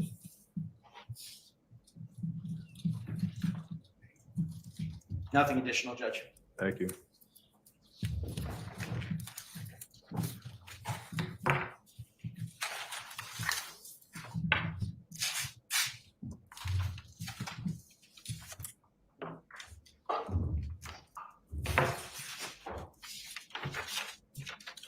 Good afternoon again, sir.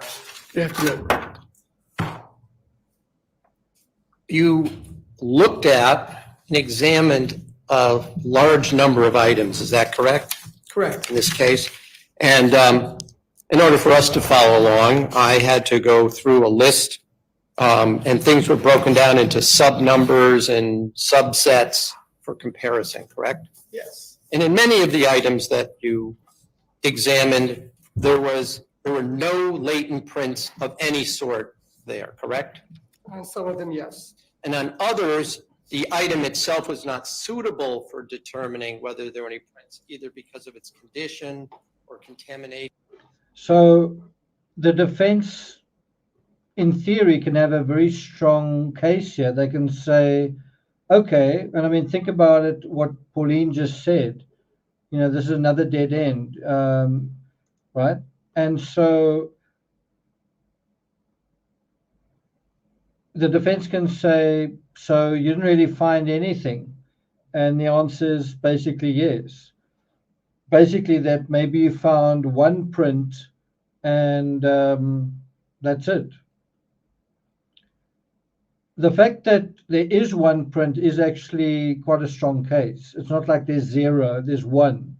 And that then makes you wonder, why are there no prints, right? Or virtually no prints. That's really the suspicious thing that's going on here.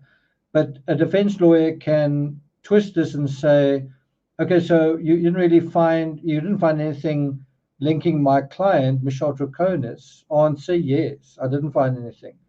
And then you only found one print from photos. If the jury weren't concentrating, that might seem like quite a strong case. But if you've been following this, you know it is quite suspicious if you had to go down to your kitchen right now and remove a garbage bag, just the way that you normally do it, you would expect to leave a heck of a lot of fingerprints on it, fingerprints, palm prints, and so on. And so probably the defense are going to kind of exhaustively make the case that, okay, so nothing on there, nothing on there, nothing on there, nothing on there, right? But the issue is, as I said, there's one print of photos, but then there's also very crucially DNA on the inside of, I think, one of these garbage bags belonging to photos as well. And as far as I know, Michelle Troconis's DNA also. And I suppose there you could say, did it hitch a ride? Or was that because Michelle Troconis was directly involved in handling all this? I wonder if we'll see Pavel Gumeni next. Let's have a look. Were you asked to compare any of these items to an individual by the name of Pavel Gumieni? No. Were you asked to compare any of these items to a person by the name of Kent Mowini? No. No further questions.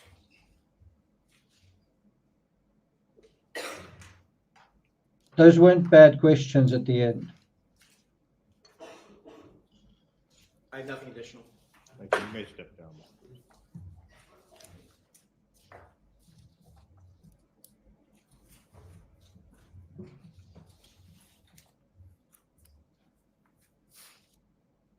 All right, that concludes the state's presentation for today. Thank you. Attorney McGinnis, what is scheduled for tomorrow? Your Honor, we have two retired members of the lab coming tomorrow. And at what time? 10 o'clock. Thank you. So ladies and gentlemen, we conclude for today. We start tomorrow with the state's witnesses at 10 o'clock. Thank you for your patience. Have a good evening, and please do not discuss the case or follow any media about the case. Thank you and good night.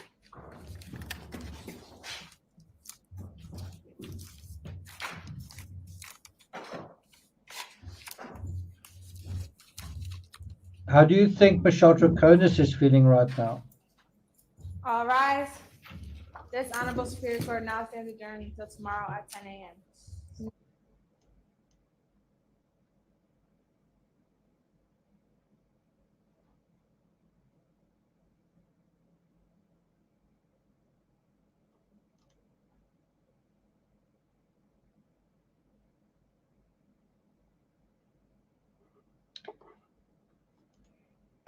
Okay.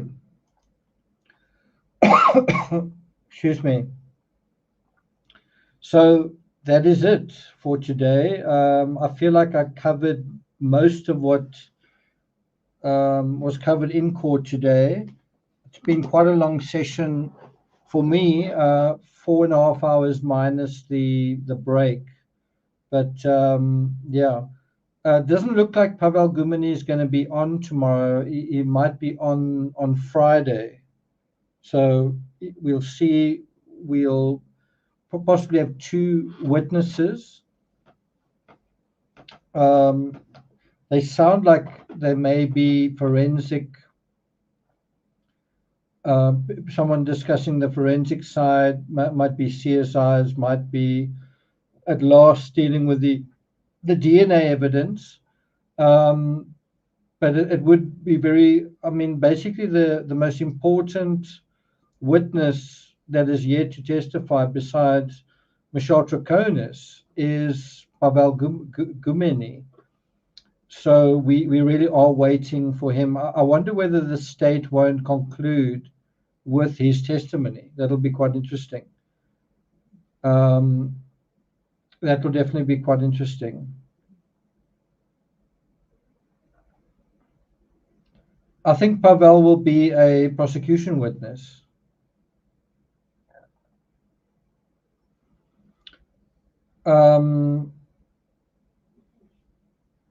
I think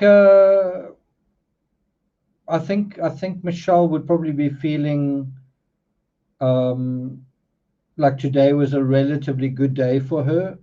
There was one fingerprint that included Fotis Doulos, but that was about it. The question is, how does the red Toyota Tacoma tie in with Michelle Troconis? And the answer is actually more than you might expect. Just want to bring up an image with regard to that.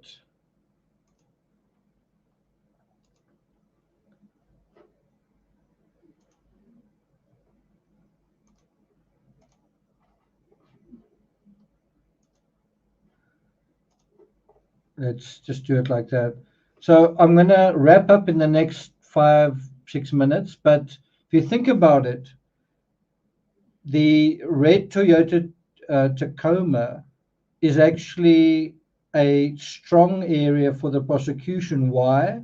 Because in the aftermath of the crime, Michelle Troconis is directly involved with that vehicle. She is part of the action or the activity where that vehicle gets cleaned. In fact, her name, I think, is on the invoice. She goes along for the ride. I think she's in another vehicle.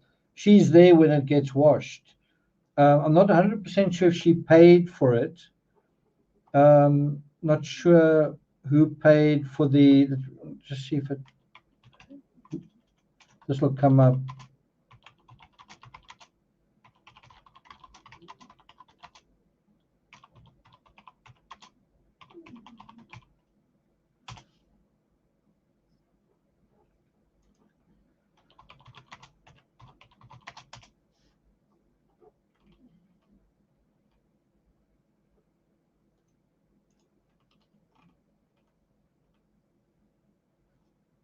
So Fotis Doulos is seen taking out cash to pay for the cleaning of the Tacoma.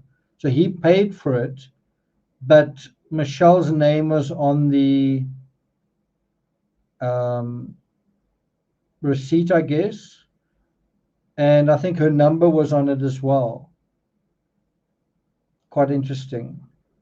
Now, if you think about it in two very simple ways, that if you think about it in a vehicle, through the lens of vehicles, right? So there are two vehicles primarily that moved Jennifer's body from her home somewhere else. And those vehicles are her own vehicle. Sorry, there's three. Those vehicles are her own vehicle, the Chevy Suburban, her vehicle, probably driven by Fotis. Then some evidence and other things are transferred to two other vehicles, one of them being the red Toyota Tacoma and the other one being the black Ford Raptor. And guess who's associated with both those vehicles? In the one vehicle, you literally see Michelle Troconis driving along with Fotis on the day of the murder. And in terms of the other vehicle, she is part of the cleaning of that vehicle. And you can make whatever argument you want to for that she was on her phone, she didn't know what was going on. But then if you add the second vehicle when last did you wash someone else's vehicle and put your name on the receipt? And I suppose you could say it's a construction vehicle, maybe you would do that. But then would you give your own vehicle up? Have you given your own vehicle up under those circumstances? It does seem a little bit strange. Anyway, Catherine's off. I'm also going to be off. Thanks a lot for being here. I'll probably do a review tomorrow, not do it live like I did today. So I'll probably do a review of the highlights of the testimony So look out for that. It'll probably start at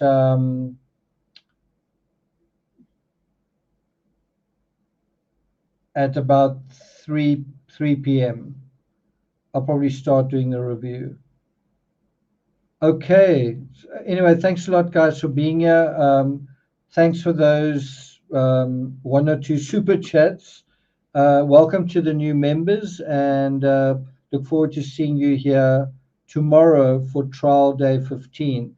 Mods, thank you very much. Chelsea, I know Stephanie had to step out to take her son somewhere, but thanks for being here, Stephanie, and other well-known folks, Desert Cat, Mel, Stella, Pauline. Good to see all of you. I'll see you guys again tomorrow. Karen asked, did Pavel testify today? No, he didn't. Will he testify tomorrow? I don't think he will. I think he is probably going to testify on Friday, which we'll see. Okay, that's it from me. Again, thanks a lot for being here, and I'll see you guys next time. Ciao. Please watch my Boeing video if you haven't already. You'll see that it is quite well worth watching. Thanks very much, Maria. Appreciate it. Good night, Fran. Robbie Robbins says, are you guys still here? Been out and come back? Well, we're about to leave. We haven't forgotten about Gloria Clark. She's still missing a month later. So, yeah, one wonders what is going on there. Anyway, I am sort of checking periodically to see if there are any developments. Anyway, that's it from me. I'll see you guys tomorrow. Take care. Keep safe.